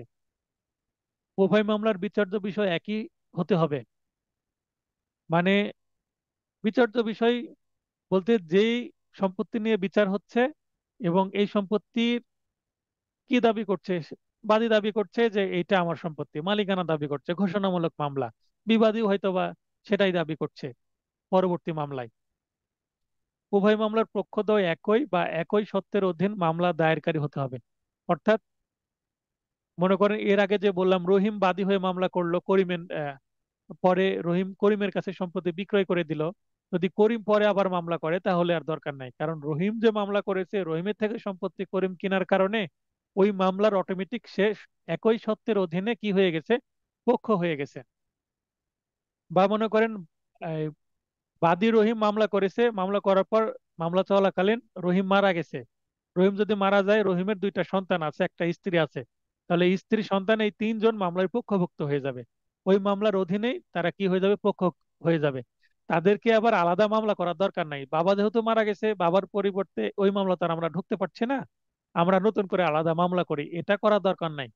কারণ সিভিল মামলায় যদি কোনো পক্ষ মারা যায়, পক্ষের মানে একই সত্যের অধীনে যারা লিগ্যাল সাকসেসর আছেন, অর্থাৎ ওয়ারিশ আছেন, বৈধ ওয়ারিশ আছেন, তারা কিন্তু ওয়ারিশন সনদের মাধ্যমে এই মামলায় 90 দিনের মধ্যে প্রবেশ করতে পারেন। যে ব্যক্তি মারা যাচ্ছেন তার মৃত্যুর 90 দিনের মধ্যে। সেটা আমরা যখন আদেশগুলো পড়বো তখন আমরা পক্ষভুক্ত কি জিনিস এগুলো বুঝবো, এমসিকিউ বুঝবো, রিটেনও বুঝবো। উভয় মামলা একই পক্ষগণের বা তাদের প্রতিনিধিদের মধ্যে হতে হবে। 3 আর 4-এর মধ্যে কিছুটা ওভারল্যাপিং এর মতো মনে হলেও একটু সূক্ষ্ম পার্থক্য আছে। উপরে হচ্ছে এই যে রহিম করিমের কাছে বিক্রয় করে দিল এরকম, আর নিচে হচ্ছে যেটা আমি একটু আগে বললাম ওয়ারিশ সূত্রে যদি পাই। একই বা সম ইখতিয়ার সম্পন্ন দুইটি আদালতে বিচারাধীন থাকতে হবে, এটা অলরেডি আমি বলেছি অনেকবার সংজ্ঞার মধ্যেই। পূর্ববর্তী মামলাটি অবশ্যই বিচারাধীন থাকতে হবে। আগের যে মামলাটা ওইটা নিষ্পত্তি হয়ে গেলে হবে না, খারিজ হয়ে গেলে হবে না, সেটা রানিং মামলা হতে হবে, চলমান মামলা হতে হবে। পূর্ববর্তী মামলাটির উপস্থিতি আবশ্যক, মানে পূর্বের একটা মামলা আছে চলছে, এটা থাকাটা আবশ্যক। দেখেন, 6 এবং 7 নম্বর পয়েন্ট কিন্তু একই বক্তব্য, কিন্তু একটু ভিন্নভাবে উপস্থাপন করা হয়েছে। কেন? এটা একটু চালাকি, পয়েন্ট বৃদ্ধি করার জন্য, যেন আপনি নম্বর ভালো পান। পূর্ববর্তী মামলাটি অবশ্যই বিচারাধীন থাকবে, যেটা বিচারাধীন থাকবে সেটা তো উপস্থিতিও থাকবে, মানে মামলাটা আছে, বিদ্যমান থাকতে হবে, মামলাটা হারিয়ে যায়নি, মামলাটা নিষ্পত্তি হয়ে যায়নি। মামলাগুলো অবশ্যই দেওয়ানি প্রকৃতির হতে হবে, মানে একই সম্পত্তি নিয়ে সিভিল মামলা হয়েছে, পরেরটাও সিভিল হতে হবে। একই সম্পত্তি নিয়ে এখন কিন্তু কি করা যাচ্ছে, ক্রিমিনাল মামলাও করা যাচ্ছে। কেউ যদি আপনার সম্পত্তি জোর করে দখল করে রাখে, তাহলে আপনি এখন ক্রিমিনাল মামলাও করতে পারবেন। বা আপনি জেলা জজ, এই, জেলা ম্যাজিস্ট্রেট আদালতে বা অতিরিক্ত জেলা ম্যাজিস্ট্রেট আদালত যেটা এডিএম কোর্ট, সেখানে কি করতে পারবেন, 145 ফৌজদারি কার্যবিধির 144 বা 145 ধারায় মামলা করতে পারবেন। বা সম্পত্তি নিয়ে ঝামেলা হচ্ছে, আপনি 107 ধারায় মুচলেকা চাইতে পারেন, 145 ধারায় যেতে পারেন। তো এগুলোও কিন্তু মামলা, কিন্তু এগুলো সিভিল প্রকৃতির যেহেতু মামলা না, তো এগুলোতে রেস সাবজুডিস নীতি কিন্তু কি হবে না, প্রযোজ্য হবে না। দুইটাই সিভিল হতে হবে, দুইটাই সিভিল আদালতে হতে হবে। আশা করি রেস সাবজুডিস নিয়ে আপাতত আপনাদের কোনো কনফিউশন নাই। যদি কারো কনফিউশন থাকে এখনই আপনারা প্রশ্ন করতে পারেন, হাত উত্তোলন করেন যে রেস সাবজুডিসটা কি জিনিস, এবং এটার জন্য যে 8টি আমি শর্ত দিলাম। কেউ যদি মনে করে 6 এবং 7 নম্বর পয়েন্টের আমি যে কোনো একটা লিখবো, একটা লিখবো না, ফাইন, 6 নম্বর লেখেন, 7 নম্বর বাদ দেওয়া যেতে পারে। 7 নম্বর পয়েন্টটা খুব একটা ইম্পর্টেন্ট না, তবে পয়েন্টের সংখ্যা বৃদ্ধি করার জন্য আমি দিয়েছি আর কি। 7 নম্বর পয়েন্টটা ইম্পর্টেন্ট না, কিন্তু বাকি 7টা আপনারা দিবেন। রেস সাবজুডিস নিয়ে যদি প্রশ্ন থাকে এখনই প্রশ্ন করেন, তাহলে আমি ক্লিয়ার করে দিয়ে এর পরের যে নীতি সেইটাতে আমি চলে যাচ্ছি। এর পরের নীতিটা কি? এর পরের নীতি হচ্ছে রেস জুডিকাটা বা দোবারা দোষ বলতে কি বুঝেন। সংজ্ঞা, সংক্ষেপ আলোচনা, ব্যাখ্যা, তাৎপর্য, আলোকপাত, এই বিভিন্ন ভাষায় এই প্রশ্নটা আসতে পারে। যেটা আসুক না কেন এই উত্তর লিখলেই হবে। অথবা অন্যভাবে আসতে পারে, দেওয়ানি কার্যবিধির এই যে 11 ধারার যে নীতি, পূর্ব বিচার সিদ্ধান্ত বিবৃত হয়েছে তা আলোকপাত করুন। তাহলে আগেটা ছিল 10 ধারা, পরেরটা হচ্ছে 11 ধারা। বলে রাখা ভালো, 10 ধারায় রেস সাবজুডিস একবারও শব্দটা ব্যবহার হয়নি, কিন্তু 11 ধারার রেস জুডিকাটা কিন্তু একবার ব্যবহৃত হয়েছে বেয়ার অ্যাক্টের মধ্যে। এখানে রেস জুডিকাটা বা দোবারা দোষ নীতি বা doctrine of race race judicata, এটি ল্যাটিন শব্দ বা ল্যাটিন ভাষা থেকে এসেছে, যার অর্থ রেস মানে বিষয়, এর আগেও দেখলাম। জুডিকাটা অর্থ হচ্ছে নিষ্পত্তিকৃত। সাবজুডিস অর্থ কি ছিল? বিচারাধীন। আর জুডিকাটা মানে নিষ্পত্তিকৃত, মানে বোঝা যাচ্ছে আগেরটা তাহলে আমরা রেস সাবজুডিসটা বুঝেছি, এবার রেস জুডিকাটা বুঝছি। তো রেস সাবজুডিস হচ্ছে দুইটাই চলমান থাকবে। আর সাবজুডিকাটা যেটা, রেস জুডিকাটা যেটা, আর জুডিকাটাতে প্রথমে এসে আমরা দেখছি যে নিষ্পত্তিকৃত, তার মানে আগের মামলাটা নিষ্পত্তি হয়ে যাবে। নিষ্পত্তি কিভাবে হতে পারে? ডিক্রি হয়ে গেছে, অথবা সোলে ডিক্রি হয়েছে, অথবা খারিজ হয়ে গেছে। যেভাবে হোক আগেরটা কি নাই, চলমান নাই, নিষ্পত্তি হয়ে গেছে, মানে সিদ্ধান্ত হয়ে গেছে, আদেশ বা রায় হয়ে গেছে যেটা, সেই সেই ধরনের মামলার ক্ষেত্রে। তাহলে সাবজুডিসের ক্ষেত্রে দুইটাই চলমান থাকবে, আর রেস জুডিকাটার ক্ষেত্রে আগেরটা চলমান থাকবে, মানে আগেরটা নিষ্পত্তি হয়ে গেছে, পরে আবার নতুন আর একটা মামলা, যে বিষয়ে একবার সিদ্ধান্ত হয়ে গেছে, ওই মামলা মানে আবার ওই বিষয়ে মামলা করছে, সেই ক্ষেত্রে পরেরটা কি হয়ে যাবে, সেটাই হচ্ছে পরেরটার যে সিদ্ধান্ত নেওয়া হবে সেইটাই এই রেস জুডিকাটা নীতির মাধ্যমে নির্ধারিত হবে। তাহলে রেস মানে বিষয়, জুডিকাটা অর্থ নিষ্পত্তিকৃত, অর্থাৎ আক্ষরিক অর্থে রেস জুডিকাটা অর্থ নিষ্পত্তিকৃত কোনো বিষয়। এই যে এগুলো আমি দিয়েছি, কেন দিয়েছি এগুলো, যেহেতু একটা ডক্রিন পড়ছি, একটা ডক্রিনটা কিভাবে কোথা থেকে আসলো, কোন ভাষা থেকে শব্দটা আসলো, এগুলো দেওয়া জরুরি। মানে অরিজিনটা আপনাকে ব্যাকগ্রাউন্ডে আলোচনা একটু করতেই হবে, না হলে নম্বর বেশি পাবেন না। কারণ এই ডক্রিন যদি আসে মিনিমাম এটা 7 নম্বরের জন্য আসতে পারে। 7 নম্বরের একটা প্রশ্নে আপনি ব্যাকগ্রাউন্ড বা সূচনা বা ভূমিকা যদি না দেন, অরিজিন যদি না আলোচনা করেন, তাহলে কিন্তু নম্বর কম আসবে, বা আলোচনা করার মধ্যে তেমন কিছু থাকবেই না। তাই এগুলো দিয়েই আপনাকে নম্বরটা নিয়ে আসতে হবে। রেস জুডিকাটা নীতি হলো একটি মামলায় কর্তৃত্ব সম্পন্ন আদালতের, কর্তৃত্ব সম্পন্ন বলতে এখতিয়ার সম্পন্ন আদালতের চূড়ান্ত বিচারিক সিদ্ধান্ত, যা পরবর্তীতে একই বিষয়ে উক্ত পক্ষদের মধ্যে দাখিলি মামলায় বিচারের দ্বারা বাধাস্বরূপ। অন্য কথায় রেস জুডিকাটার অর্থ হলো দোবারা দোষ, অর্থাৎ যার বিচার একবার হয়ে গেছে তা পুনরায় আপত্তি উত্থাপন করা যাবে না। এটা হচ্ছে মূল বক্তব্য। এবার আমরা দেখবো 11 ধারায় কি আছে। 11 ধারায় রেস জুডিকাটা উম, নীতির প্রতিফলন ঘটেছে। এই ধারার বিধান মতে কোনো আদালত এমন কোনো মামলার বিচার করবেন না যার বিচার্য বিষয় প্রত্যক্ষভাবে এবং কার্যত পূর্ববর্তী কোনো মামলায় একই পক্ষগণ বা তাদের মাধ্যমে সত্যের দাবিদার যে কোনো ব্যক্তির মধ্যে সম এখতিয়ার সম্পন্ন আদালতে বিচারে চূড়ান্তভাবে নিষ্পত্তি হয়েছে। তার মানে যেটা বিষয় একবার নিষ্পত্তি হয়েছে সেইটা আবার নেওয়া দরকার নাই। যেমন কিছুদিন আগে ইন্টারমিডিয়েট পরীক্ষা, এইচএসসি পরীক্ষা কিন্তু কয়েকটা সাবজেক্ট হয়ে গেছে, আর কয়েকটা সাবজেক্ট স্থগিত ছিল, সেটা আবার হবে। তো যেই সাবজেক্টগুলোর পরীক্ষা হয়ে গেছে সেটা কি আবার নেওয়ার দরকার আছে? সেগুলো আবার নেওয়ার দরকার নাই, কারণ সেটা তো হয়ে গেছে, সেটা তো একটা সিদ্ধান্ত নেওয়া যাবে। তো যেই সাবজেক্টের পরীক্ষা হয়ে গেছে সেটা নিয়ে চূড়ান্তভাবে আহ, পরীক্ষা যেহেতু হয়ে গেছে সেটা খাতা দেখবে, রেজাল্ট দিয়ে দিবে।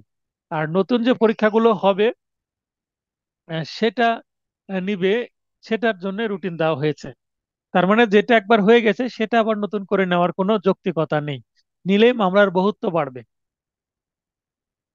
পূর্বের মামলাটি এমন একটি আদালতে বিচারে নিষ্পত্তি হয়েছে যে আদালত পরবর্তী মামলাটিরও বিচার করার এখতিয়ার সম্পূর্ণ।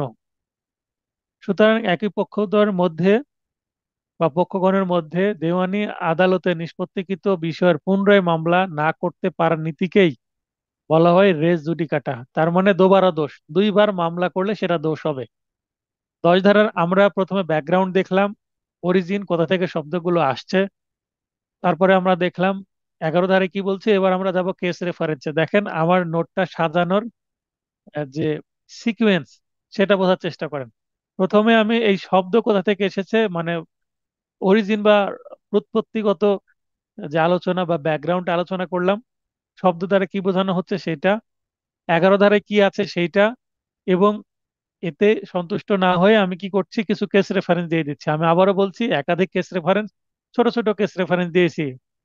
আপনি বইয়ে দেখবেন অনেক কেস রেফারেন্স দেওয়া আছে, এবং বড় বড় একটা কেস রেফারেন্স 4-5 লাইন, কিন্তু আমার দেখেন এক লাইনেই একটা কেস রেফারেন্স শেষ, 2-3 লাইনে আমার 3-4টা কেস রেফারেন্স চলে আসছে। তাহলে একাধিক কেস রেফারেন্স দেওয়ার অর্থ আপনার যদি অন্তত একটা মনে রাখতে পারেন তাহলে ভালো, আর যদি একাধিক মনে রাখতে পারেন তাও ভালো। আর এগুলো যদি পড়েন বাস্তবে আপনার কাজে লাগবে। কাজে মালি বনাম পুরে ভয়, পুরেম ভয়, 36B। এটা ইন্ডিয়ান কেস, মানে এটা আগের কেস, মেবি ব্রিটিশ আমলের কেস এটা। 214 পৃষ্ঠার মামলায় বলা হয়েছে রেস জুডিকাটা শুধু একটি মামলার বিচারই বন্ধ করে না, এমনকি ইতিমধ্যে নিষ্পত্তিকৃত একটি বিচার্য বিষয়ের পুনঃপ্রতিষ্ঠার প্রতিরোধ করে। মানে পুনর্বিচার প্রতিরোধ করে। আবারও পড়ছি, রেস জুডিকাটা শুধু একটি মামলার বিচারই বন্ধ করে না, পরের মামলার বিচার করবে না। তাহলে বিচারই শুধু বন্ধ করে না, এমনকি ইতোমধ্যে নিষ্পত্তিকৃত একটি বিচার্য বিষয়ের পুনর্বিচার প্রতিরোধ করে, মানে আবার বিচার শুরু করতেই দিবে না, কারণ এটা নিয়ে তো এর আগে মামলা হয়েছে তাই। মণি বনাম ত্রিলোক, 35 CN ডাব্লিউ 661 PC মামলায় বলা হয়েছে সহবাদী এবং সহবিবাদীদের মধ্যেও রেস জুডিকাটা নীতি প্রযোজ্য হবে। দেখেন, মণি বনাম ত্রিলোক, 35 CN ডাব্লিউ 661 PC, এই মামলায় কি বলা হচ্ছে? বলা হয়েছে সহবাদী এবং সহবিবাদীদের মধ্যেও রেস জুডিকাটি প্রযোজ্য হবে। এই লাইনটা মনে রাখেন, এই লাইন থেকে আমার বানানো এমসিকিউ প্রশ্ন আছে, সহবাদী এবং সহবিবাদীদের মধ্যেও রেস জুডিকাটা নীতি প্রযোজ্য হবে। তাহলে সিপিসির এমসিকিউ প্রশ্ন এই লাইনটুকু থেকে করা হবে। সহবাদীর ইংরেজি হচ্ছে কো প্লেনটিভস, আর সহবিবাদীর ইংলিশ হচ্ছে কো ডিফেন্ডেন্টস। কো প্লেনটিভ, কো ডিফেন্ডেন্টস মনে রাখবেন, ইংলিশ দিয়েও আমি প্রশ্ন করতে পারি। তো এইটা যেন এমসিকিউ প্রশ্ন করলে এখান থেকে উত্তর করতে পারেন, অলরেডি আমার প্রশ্ন করা আছে এমসিকিউ এখান থেকে।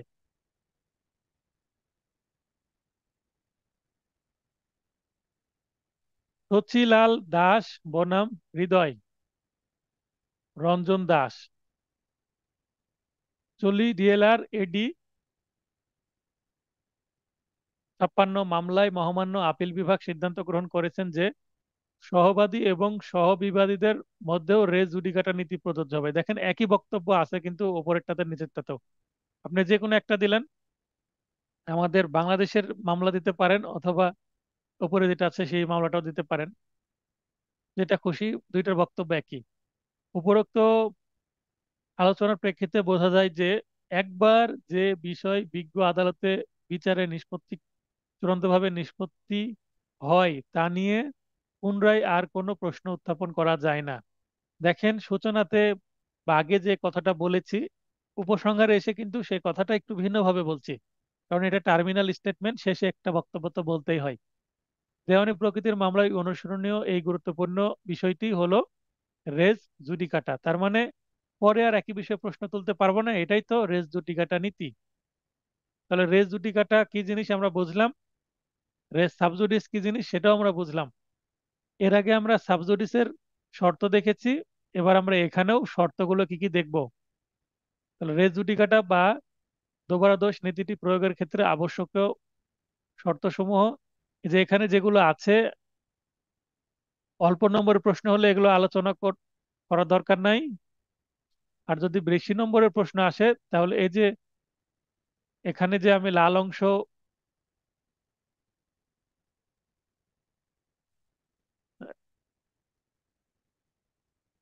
রেড হাইলাইটেড যে অংশ, এই অংশটুকু আপনি যদি 7 নম্বরের প্রশ্ন আসে, বেশি নম্বরের প্রশ্ন আসে, সেক্ষেত্রে লিখবেন, তাছাড়া এটা অ্যাভয়েড করে যেতে পারেন। তাহলে কতটুকু লিখবো? অল্প লিখলে, এই যে 8টা যে পয়েন্ট আছে, এর আগেও আমরা দেখেছি 8টা পয়েন্ট ছিল, এখানেও 8টা পয়েন্ট আছে। রেস জুডিকাটা নীতি প্রয়োগের যে শর্ত আছে সেগুলো পূরণ, মানে যে শর্ত পূরণ করা আবশ্যক তা নিম্নরূপ। তাহলে যে যে শর্ত পূরণ করা আবশ্যক তা নিম্নরূপ বলে আমরা লিখে দিব। যদি 3 থেকে 5 নম্বরের মধ্যে যদি প্রশ্ন হয় তাহলে এতটুকু লিখাই এনাফ, ভূমিকামূলক আগের এগুলো লেখা দরকার নাই। দুইটি দেওয়ানি প্রকৃতির মামলা থাকতে হবে। তাহলে আমরা আগের রেস সাবজুডিসেও দেখলাম যে দেওয়ানি প্রকৃতির মামলা, এখানেও দেওয়ানি প্রকৃতির মামলা, যেহেতু সিপিসি পড়ছি আমরা, দেওয়ানি প্রকৃতির মামলার বিষয় তো থাকবে। উভয় মামলার বিচার্য বিষয় তথা বিষয়বস্তু এবং এবং কজ অফ অ্যাকশন একই হতে হবে। বিষয়বস্তু মানে যে বিষয়ে মামলা সেটা, প্লাস কজ অফ অ্যাকশন মানে মামলার কারণ একই হতে হবে। উভয় মামলার পক্ষদ্বয় একই বা একই সত্ত্বের অধীন মামলা দায়েরকারী হতে হবে, এই পয়েন্ট কিন্তু সেখানেও ছিল। উভয় মামলা একই পক্ষদ্বয়ের বা তাদের প্রতিনিধিদের মধ্যে হতে হবে, সেখানেও ছিল এই পয়েন্ট। একই বা সমএক্তর সম্পন্ন অপর একটি আদালতে পূর্ববর্তী মামলাটি অবশ্যই, এখানে আগে ছিল বিচারাধীন থাকতে হবে, আর এখানে চূড়ান্তভাবে নিষ্পত্তিকৃত হতে হবে, এতটুকুই পার্থক্য। একই বা সমএক্তিয়ার সম্পন্ন অপর একটি আদালতে পূর্ববর্তী মামলাটি দায়ের হতে হবে, মানে আগের মামলাটা সমএক্তিয়ার সম্পন্ন আদালতে দায়ের হতে হবে এবং পরের মামলাটা যেখানে দায়ের হচ্ছে সেটা। মামলার পক্ষগণ গণকে যথেষ্ট সময় ও শুনানির সুযোগ দিতে হবে। মানে আগের মামলাটা যে নিষ্পত্তি হয়েছে সেটা যথেষ্ট সময় পেয়ে নিষ্পত্তি হয়েছে, সেটা বোঝাচ্ছে। মানে সেখানে যেন কোনো আইনগত ভুল না থাকে, কোনো লিগ্যাল ফল্ট না থাকে মামলায় যেটা নিষ্পত্তি হয়েছে আগে। তাহলে এই পয়েন্টে আমরা বলতে পারি, মনে করেন একজন একটা মামলা ডিক্রি পেল, সেই বিষয়ে যদি আপনি কি করতে চান, মামলা করতে চান, তো রেস জুডিকাটা চলে আসবে। এখানেও একটা বুদ্ধি আছে, আপনি সেই মামলার ডিক্রিটা বাতিলের মামলা করতে পারবেন। মানে একটা মামলা হয়ে গেছে 10 বছর 15 বছর আগে, তো সেই মামলাটা সম্পর্কে আপনি রিসেন্টলি জানতে পারলেন, তাহলে তামাদি আইনের 18 ধারায় আপনার সাথে প্রতারণা করা হয়েছে, প্রতারণামূলক ভাবে মামলাটি করা হয়েছে, আপনি জানতেন না, একতরফা ডিক্রি নিয়ে আছে। তাহলে সেই মামলাটা আপনি কি করতে পারেন, ডিক্রি বাতিলের জন্য আপনি মামলা করতে পারেন। সেক্ষেত্রে আর দোবারা দোষ নীতি কিন্তু কাজে লাগবে না, মানে আপনার সমস্যা করবে না। তার মানে ডিক্রি বাতিলের মামলা করলে একই সম্পত্তির বিষয়ে একই পক্ষদ্বয়ের মধ্যে কিন্তু আবার দ্বিতীয় মামলা চলছে। এটা কিন্তু একটা টেকনিক্যাল বিষয়, রেস জুডিকাটাকে কি করা, বাইপাস করার জন্য। বাস্তবে এরকম হয়। ইভেন আমার কাছে একটা মামলা আসছে, আমি ডিক্রি পেয়েছি, অপরপক্ষ কি করেছে, ডিক্রি বাতিলের নতুন একটা মামলা করে দিয়েছে অযথাই। তারা কখনোই মামলা জিততে পারবে না, কিন্তু যেহেতু আমি দ্রুত মামলা নিষ্পত্তি করেছি, এই কারণেই তারা বলছে যে এখানে কোনো সমস্যা আছে, নাহলে এত দ্রুত মামলা নিষ্পত্তি হলো কেন। আপনারা যারা আমার পুরাতন স্টুডেন্ট আছেন তারা সবাই জানেন যে আমি বলে থাকি যে আমার সকল মামলায় আমি খুব দ্রুত রিমিরি দেওয়ার চেষ্টা করি আমার ক্লায়েন্টদেরকে। এই কারণে সিভিল মামলাতেও আমি খুব দ্রুতই, 1 বছরের মধ্যে বেশ কিছু মামলার আমি ডিক্রি পেয়ে গেছি। আমার যখন লাইসেন্স হয় ওই সময় থেকে প্রথম বছরেই অনেক ডিক্রি পেয়েছি আমি। তো এটার কারণে অনেক ডিক্রির বিরুদ্ধে অনেকে প্রশ্ন তুলছে। প্রশ্ন তোলার কারণ কি, যে এই এত দ্রুত হয় না। কারণ যে প্রচলিত নিয়ম আছে বছরের পর বছর মামলা চালানোর, এই নিয়মের আমি বিরুদ্ধে চলে গেছি। তাই অনেকের হয়তো বা এটা ইগোতে লেগে গেছে। তাই আমার ডিগ্রি গুলোকে প্রশ্নবিদ্ধ করার জন্য অলরেডি একটা মামলা হয়েছে, আরো হওয়ার সম্ভাবনা আছে, কিন্তু যেটাই হোক আমার পক্ষে আসবে, কারণ সেটা প্রপারলি হয়েছে। কারণ আমি যে পদ্ধতিগত আইন সেটাও বুঝি, এবং তত্ত্বগত আইনটাও আমি বুঝেই সেই ডিগ্রিটা পেয়েছি। এবং আমি প্রপারলি না করলে যিনি বিজ্ঞ বিচারক তিনি তো আমাকে ডিগ্রি দিতেন না। উভয় মামলার পক্ষগণ এর পদবি একই হতে হবে, অর্থাৎ রে জুডিকাটা এর সুবিধা গ্রহণ করা যাবে সেক্ষেত্রেই। আবারও বলছি, উভয় মামলায় পক্ষগণের পদবি একই হতে হবে। কোনো পদ নিয়ে যদি মামলা হয় পদবি একই হতে হবে। যদি পদবি এক না হয় অন্যথায় রেজ জুডিকাটা এর সুবিধা গ্রহণ করা যাবে না, মানে শর্ত পূরণ হবে না। তার মানে দোবারা দোষ নীতিটা কাজে লাগবে না, আবার মামলা করা যাবে। পক্ষগণ এর পদবি বলতে পূর্বতন মামলার যদি কোনো ব্যক্তি মালিক হিসেবে মামলা করে কিন্তু পরবর্তী মামলায় মালিকের এজেন্ট হিসেবে মামলা করে, তখন অপরপক্ষ রেজ জুডিকাটা এর সুবিধা থেকে বঞ্চিত হবে, অর্থাৎ এক্ষেত্রে মামলা করা যাবে। আশা করি বুঝতে পেরেছেন রেজ জুডিকাটা এবং সাবজুডিস দুইটা বিষয়। এবার একটা ছোট প্রশ্ন, একতরফা ডিক্রি কি রেজ জুডিকাটা হিসাবে কাজ করে? একটু আগে যেটা বললাম, আমার একটা ডিক্রির বিরুদ্ধে কি করেছে, মামলা করেছে। তো দেওয়ানি আদালত, দেওয়ানি কার্যবিধির 11 ধারায় রেজ জুডিকাটা নীতি প্রতিফলন হয়েছে, এই বক্তব্য আমরা শুনেছি এর আগে। একই কথা আছে, এই প্রশ্নেতেও একই কথা আপনারা ব্যবহার করতে পারবেন। মূল প্রশ্নের উত্তর এখানে আছে, একতরফা ডিক্রির ক্ষেত্রে রেজ জুডিকাটা নীতির প্রযোজ্যতা প্রযোজ্য কিনা। একতরফা রায় বা কোনো আদেশ রেজ জুডিকাটা হিসেবে কাজ করার জন্য আর্জিতে বর্ণিত ঘটনা এমন হতে হবে যা থেকে বিবাদী পক্ষ স্পষ্টত বুঝতে পারে মামলার কোন বিষয়টি উপ- উত্থাপিত হয়েছে এবং তৎবিষয়ে কি নির্ধারিত হবে। অর্থাৎ মামলা আরজি জটিল হবে না, সহজে বিবাদীরা বুঝতে পারবে যে এটা কি বিষয়ে মামলা করা হয়েছিল এবং ডিক্রিটা আসলে কি বিষয়ে দিয়েছে। প্রতারণা বা অন্য কোনো অনিয়মের অভিযোগ না থাকলে একতরফা ডিক্রি প্রতিদ্বন্দ্বিতামূলক তথা দোতরফা ডিক্রির মতোই রেস জুডিকাটা হিসাবে কার্যকর হবে। তাহলে একতরফা ডিক্রি আর দোতরফা ডিক্রির মধ্যে পার্থক্য হবে না যদি প্রতারণা না থাকে ডিক্রি নেওয়ার ক্ষেত্রে, সেটাই বলা হচ্ছে। ভাবে নিষ্পত্তি হলেও যেহেতু এটি একটি আইনানুগ ডিক্রি এবং আর্জিতে উল্লেখিত বিষয়গুলো আদালত চূড়ান্তভাবে সাক্ষ্য প্রমাণ নিয়ে সিদ্ধান্ত উপনীত হয়েছেন। সুতরাং একটি মামলা বা তার কোনো বিচার যখন চূড়ান্তভাবে নিষ্পত্তি হয়, তা যদি একতরফা ডিক্রির মাধ্যমেও হয়, তবে তা রেস জুডিকাটা হিসেবে প্রযোজ্য হবে। তাহলে যদি ভাইভাতেই প্রশ্ন করা হয়, বলেন তো এক্সপার্টের ডিক্রি বা একতরফা এর ক্ষেত্রে রেস জুডিকাটা প্রযোজ্য কিনা, আপনার উত্তর কি হবে? ইয়েস, প্রযোজ্য, অ্যাপ্লিকেবল। দোতরফা, একতরফা বা সোলে ডিগ্রি, সব ডিগ্রির ক্ষেত্রেই প্রযোজ্য। এবার আমরা দেখব যে সাবজুডিস এবং রেস জুডিকাটা এই দুইটার মধ্যে পার্থক্য কি। অলরেডি আমরা দুইটার উপাদান সম্পর্কে জেনেছি, শর্ত সম্পর্কে জেনেছি। এবার পার্থক্য করতে আমাদের সুবিধা হবে, এই কারণে এই প্রশ্নটা আমি একটু নিচের দিকে রেখেছি। দুইটা নীতি আমরা বুঝে গেলাম, উপাদানগুলো দেখলাম। এবার আমরা উপাদানগুলো বুঝে আমরা পার্থক্য নিয়ে আসতে পারবো। তাহলে দুইটার মধ্যে পার্থক্য: দেওয়ানি কার্যবিধি 1908-এর 10 ধারায় রেস সাবজুডিস এবং 11 ধারায় রেস জুডিকাটা নীতি প্রবর্তিত হয়েছে বা বর্ণিত হয়েছে বা বিবৃত হয়েছে। যে ভাষা ইউজ করেন না কেন, নিজ নিজ ভাষা ব্যবহার করবেন, তবে বানান যেন ভুল না হয়। ধারা দুইটি পর্যালোচনা করলে রেস সাবজুডিস এবং রেস জুডিকাটার মধ্যে কিছু পার্থক্য পরিলক্ষিত হয়। নিচে রেস সাবজুডিস এবং রেস জুডিকাটার মধ্যে কিছু উল্লেখযোগ্য পার্থক্য নিরূপণ করা হলো। তাহলে প্রথমে আমি ধারাগত পার্থক্য দিয়ে দিলাম, একটা 10 ধারায়, একটা 11 ধারায়। ধারা দুইটা মনে রাখতে হবে আপনাদের, ভোলা যাবে না। এমসিকিউ কাজে লাগবে, ভাইভাতেও কাজে লাগবে।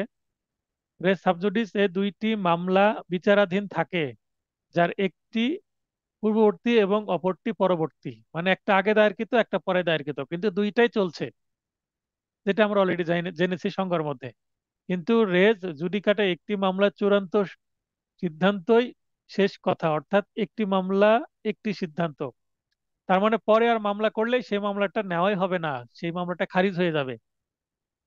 রেস সাবজুডিসে প্রথম মামলাটা চলছে, তাই পরের মামলাটা স্থগিত করে রাখবে, কিন্তু রেস জুডিকাটাতে পরের মামলাটা নিবেই না।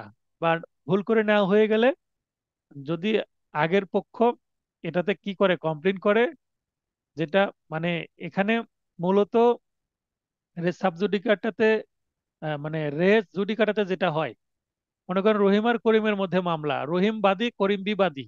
রহিম ডিগ্রি পেয়ে গেল আগের মামলায়, ডিগ্রি পেয়ে গেল। এবার করিম দেখছে যে যেহেতু ডিগ্রি পেয়ে গেল, আপিল করেও কাজ হলো না বা আপিল করাই হয়নি, আপিলের সময় পার হয়ে গেছে, অনেকদিন হয়ে গেছে, তো সে নতুন একটা মামলা করতে যাচ্ছে। তাহলে করিম কি করবে? নতুন একটা মামলা করতে যাবে।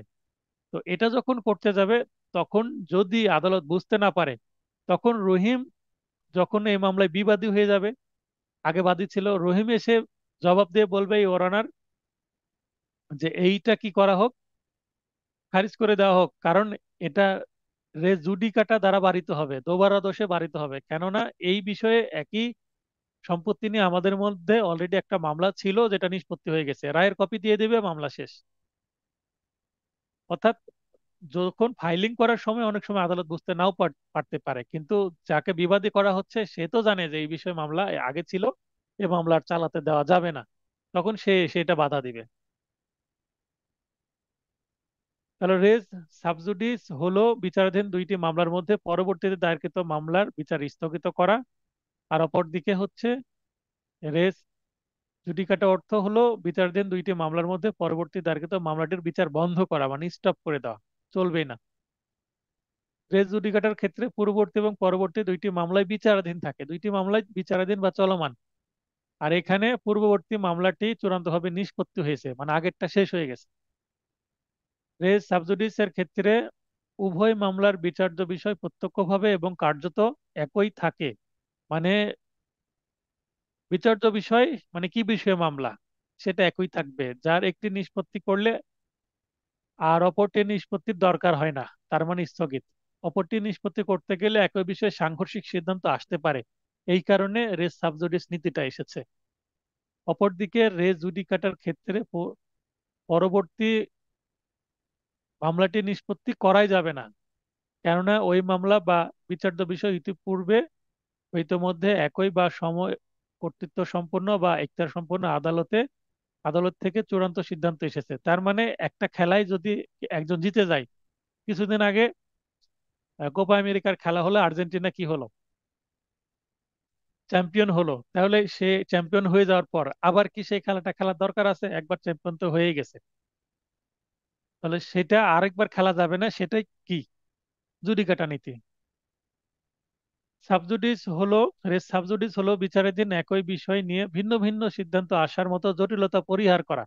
তাহলে সাবজুডিসের কি উদ্দেশ্য? জটিলতা পরিহার করা। পক্ষান্তরে রেস জুডিকাটা হলো নিষ্পত্তিকৃত কোনো বিষয়ে পরবর্তীতে ভিন্ন সিদ্ধান্ত আসতে না দেওয়া। রেস সাবজুডিস দুইটি বিচারাধীন মামলার ক্ষেত্রে প্রযোজ্য, আর এখানে নিষ্পত্তিকৃত বিষয়ের ক্ষেত্রে প্রযোজ্য। 7 নম্বর, ক্ষেত্র বিশেষে রেস সাবজুডিস নীতির প্রয়োগকালে বিজ্ঞ আদালত। এখানে আদালতের আগে দেখেন বিজ্ঞ শব্দটা লিখছি, এটা লেখাটা একটু ভালো। যিনি খাতা দেখবেন তার কাছে মানে আপনি একটা পজিটিভ ইমপ্রেশন সৃষ্টি করতে পারবেন এই ধরনের শব্দ ব্যবহার করে। একই বিষয়ে বিচারাধীন মামলা দুইটি একত্রিত করণ করার পর একত্রে শুনানির আদেশ দিতে পারে।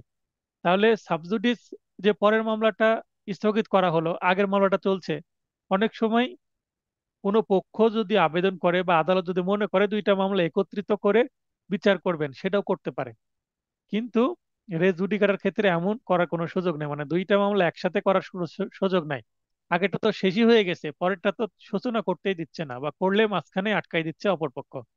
এই কারণে এই যে একসাথে বিচার করা, এটার আর সুযোগ তৈরি হচ্ছে না জুডিকাটার ক্ষেত্রে।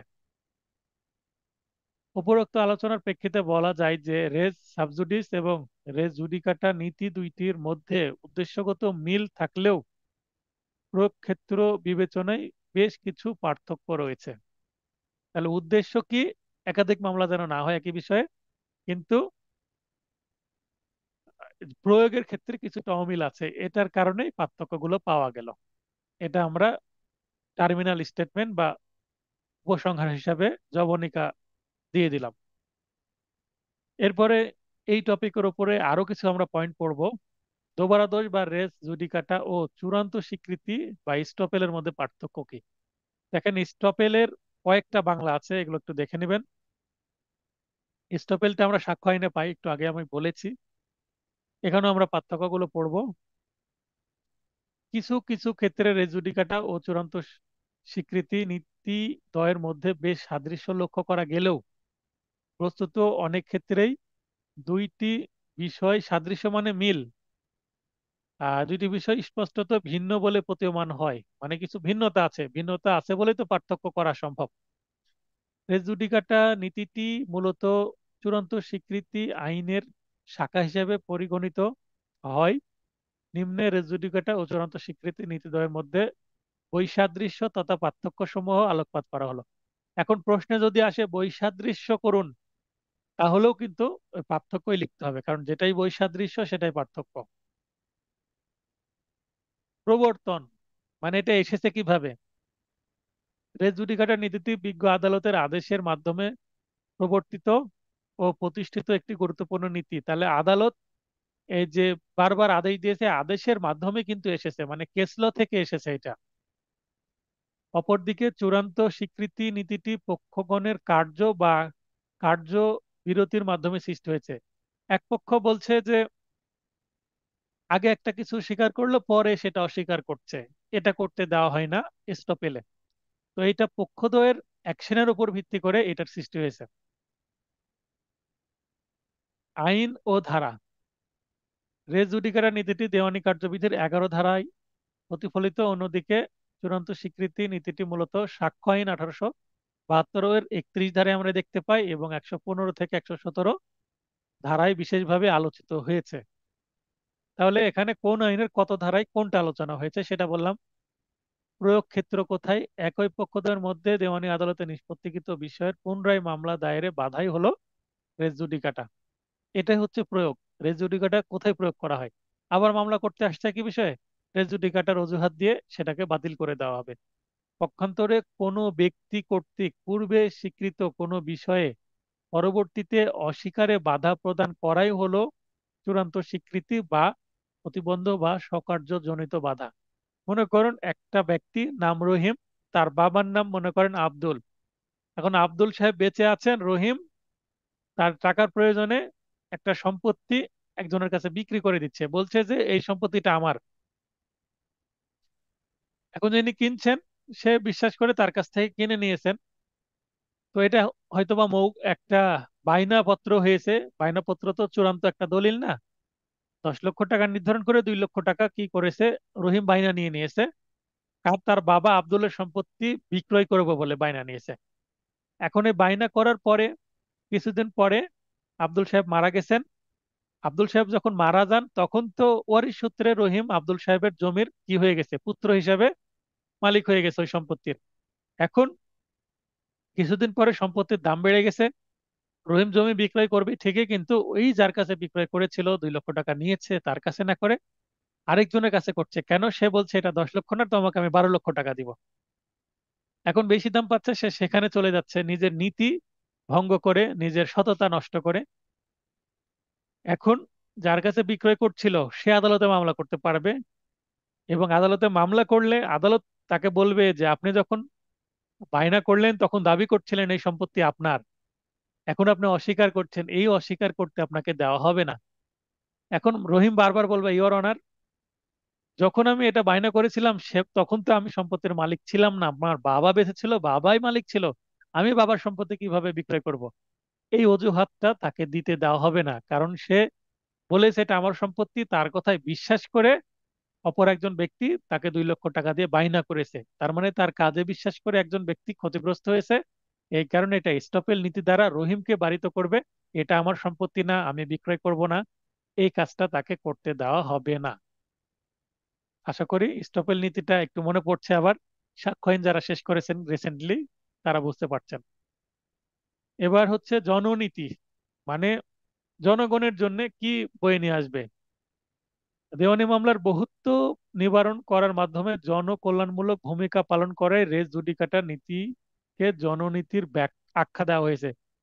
এইটা হচ্ছে একই বিষয়ে একবার মামলা হয়েছে, আবার কেন মামলা? তাহলে মামলার সংখ্যাটাকে কন্ট্রোল করার জন্য রেস জুডিকাটা। আর অপরপক্ষে চূড়ান্ত স্বীকৃতি ন্যায় পরায়ণা নীতির উপর প্রতিষ্ঠিত, মানে ইকুইটি, ন্যায় পরায়ণার ইংরেজি হচ্ছে ইকুইটি, ইংলিশে দিয়ে দিতে পারেন ইকুইটি। ইকুইটির উপরে প্রতিষ্ঠিত। কিভাবে ইকুইটির উপরে প্রতিষ্ঠিত? ওই যে রহিম, রহিম যদি এই কাজ করার মাধ্যমে 2 লক্ষ টাকা নিল কিন্তু সম্পত্তি দিল না। এখন মনে করেন সম্পত্তিটা করিম বাইনা দিয়ে কিনছিল, 2 লক্ষ টাকা তাকে তো ম্যানেজ করতে হয়েছে, তার কোনো না কোনো ক্ষতি হয়েছে। 6 মাস বা 5 মাস পরে রহিম যদি দিতে না চায়, নিশ্চয়ই করিম ক্ষতিগ্রস্ত হবে, মানসিকভাবে ক্ষতিগ্রস্ত হবে, টাকা যে পড়ে থাকলো তার, ব্যাংকিং ইন্টারেস্ট তার ক্ষতিগ্রস্ত হবে। সেই যদি একজন বিজনেসম্যান হয়, এই 2 লক্ষ টাকা বিজনেসে কাজে লাগলে সেই 2 লক্ষ টাকা সে অনেক ইন্টারেস্ট পেত, বা এখানে সে লাভবান হতো, প্রফিট করতে পারতো। তো সে নানানভাবে ক্ষতিগ্রস্ত হতে পারে। এই কারণে নীতিগতভাবে ইকুইটির ভিত্তিতে, যেহেতু রহিম বায়না করেছিল, এখন রহিমকে সম্পত্তিটা বিক্রি করে দিতে বাধ্য করতেই হবে। এটাই হচ্ছে ইকুইটি। ইকুইটি হচ্ছে কেউ যদি গরিব থাকে তাকে একটু বেশি দাও, যে একটু বড় লোক তাকে একটু কম দিলেও চলবে, এটাই হচ্ছে ইকুইটি। চূড়ান্ত প্রমাণ। সাক্ষ্য আইন 1872-এর 31 ধারা মতে চূড়ান্ত স্বীকৃতিকে চূড়ান্ত প্রমাণ, তার মানে চূড়ান্ত স্বীকৃতি বলতে স্টপেলকে চূড়ান্ত প্রমাণ বা কনক্লুসিভ প্রুফ হিসেবে গণ্য করা হয় না। 31 ধারা এটা আছে। এবার 23 সালে কিন্তু এমসিকিউ প্রশ্ন এটা এসেছিল, ইংলিশে প্রশ্নটা এসেছিল, অপশনে কিন্তু মানে কনক্লুসিভ প্রুফ শব্দটা ছিল উত্তরে। কিন্তু কোনো মামলায় প্রদত্ত রায় ও ডিক্রি চূড়ান্ত প্রমাণ বা কনক্লুসিভ প্রুফ বলে রেস জুডিকাটা নীতিকেও চূড়ান্ত প্রমাণ বা কনক্লুসিভ প্রুফ হিসেবে গণ্য করা হয়। তাহলে দেখেন, এই এস্টোপেল কিন্তু কনক্লুসিভ প্রুফ না, কিন্তু একটা মামলার রায় কনক্লুসিভ প্রুফ হতে পারে। কেন রায় বলা হচ্ছে? কারণ আগের মামলায় তো রায় হয়ে গেছে, সেইটাই পরের মামলায় কনক্লুসিভ প্রুফ হিসাবে কাজে লাগানো যেতে পারে, এবং আদালত এটা গ্রহণ করতে বাধ্য। তদন্ত। রেস জুডিকাটার ক্ষেত্রে তদন্তের প্রয়োজনীয়তা নেই। আগের মামলাটার রায় হয়ে গেছে, চূড়ান্তভাবে নিষ্পত্তি হয়ে গেছে। যেটা রায় হয়েছে সেটা তদন্তের সুযোগ দিলে তো আবার নতুন মামলাই শুরু হয়ে গেল, তাই তদন্তের সুযোগ দেওয়া যাবে না। কিন্তু চূড়ান্ত স্বীকৃতি প্রমাণের জন্য, মানে স্টপেল প্রমাণের জন্য তদন্তের প্রয়োজনীয়তা দেখা দিতে পারে। এখন রহিম একটা দাবি করছে, করিম আরেকটা দাবি করছে। তো এরকম যদি প্রবলেম হয় তাহলে এটা অ্যাকচুয়ালি স্টপেল কি না, এটা তো দেখতে হতে পারে, তাই তদন্তের দরকার হতে পারে, ইনকোয়ারি দরকার হতে পারে। কার্যকারিতা, ইফেক্টিভনেস, রেস জুডিকাটা কেবলমাত্র আদালতের এখতিয়ার উচ্ছেদ করে। তার মানে পরে এই মামলা নিয়ে মানে এই বিষয়ে আদালত আর মামলাই করতে পারবে না, মামলা বিচারই করতে পারবে না। পার্টিরা মামলা করতে পারবে না, মানে পক্ষরা মামলা করতে পারবে না, আর আদালত এই বিষয়ে বিচারই করতে পারবে না। তাহলে এখতিয়ারকে নিয়ে নেওয়া হলো, আদালতের এখতিয়ারকে খর্ব করা হলো বা উচ্ছেদ করে নেওয়া হলো, বাতিল করে দেওয়া হলো। অন্যদিকে চূড়ান্ত স্বীকৃতি কেবলমাত্র কোনো ব্যক্তির মুখ বন্ধ করে। এই যে রহিম বলছে এটা আমার সম্পত্তি না, আমার বাবার সম্পত্তি ছিল আব্দুলের, এইটা বলতে দেওয়া তাকে হবে না। সেটা যার সম্পত্তি ছিল ছিল, এটা এখন তো তোমার সম্পত্তি, আর তখন তো তুমি বলেছিলে এটা আমার সম্পত্তি, তাই তুমি এখন মুখ বন্ধ করো, মুখ বন্ধ করে তুমি সম্পত্তি দিয়ে দাও। এটাই হচ্ছে এস্টপেল। গুরুত্ব, চূড়ান্ত স্বীকৃতির তুলনায় রেস জুডিকাটা নীতির গুরুত্ব অপেক্ষাকৃত বেশি। আদালত যেটা রায় দিয়েছে সেটা নিশ্চয়ই গুরুত্ব বেশি। আর একজন পরিমেশে বলছে রহিম আমাকে সম্পত্তি দিতে চেয়েছিল, এই দেখেন বাইনানামা, এটার গুরুত্ব নিশ্চয়ই কম হবে। কারণ বাইনানামা পার্টি বাড়িতে বসে করেছে, আর রায় আদালতে বসে হয়েছে, আদালত সিদ্ধান্ত দিয়েছে। এখানে ওপেন কোর্টে হয়েছে, সেখানে অনেক ব্যক্তি ছিলেন, পক্ষ ছিল। বিবাদী থাকুক আর না থাকুক, বিবাদী থাকলে দোতরফা, বিবাদী না থাকলে একতরফা। কিন্তু অন্যান্য তো অ্যাডভোকেট ছিল, মানে গোপনে কোনো কিছু হয়নি, ওপেন কোর্টে হয়েছে। তাই এটার গুরুত্ব বেশি। আর আদালত একটা ফর্মাল একটা বিষয়, আর এস্টোপেল ইনফর্মাল একটা বিষয়, এই কারণে গুরুত্ব বেশি। তো 8টা পয়েন্ট 5 নম্বরের জন্য পারফেক্ট। 5 নম্বরের জন্য প্রশ্ন আসলে অনেকেই, আমার পরীক্ষাতে 5 নম্বর মানে 5টা পয়েন্টে লিখেন, এইটা করবেন না।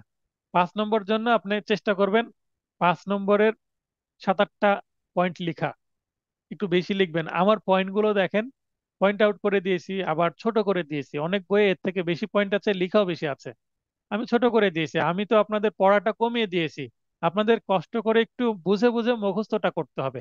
আবার এখানে আমি পড়েও দিচ্ছি, আমি পড়া রেডি করে দিয়েছি, আপনাদেরকে পড়েও দিচ্ছি, বুঝেও দিচ্ছি, আর কি করে দেব বলেন? এখন আপনাদের কি করতে হবে, একটু পড়াটা মুখস্থ করার চেষ্টা করতে হবে, বুঝে বুঝে মুখস্থ করতে হবে, যেন লং লাস্টিং হয়। না বুঝে মুখস্থ করলে কিন্তু আপনি ভুল লিখে আসবেন। এরপর একটি প্রবলেমেটিক প্রশ্ন আমরা পড়ব। প্রবলেমেটিক প্রশ্ন কিভাবে উত্তর করবেন, বিগত ভিডিওগুলো যদি দেখেন তাহলে দেখবেন এখানে আমার পুরাতন নোটের স্টাইলে আছে, নতুন নোটের স্টাইলে এখানে লিখতে হবে কি, ঘটনা।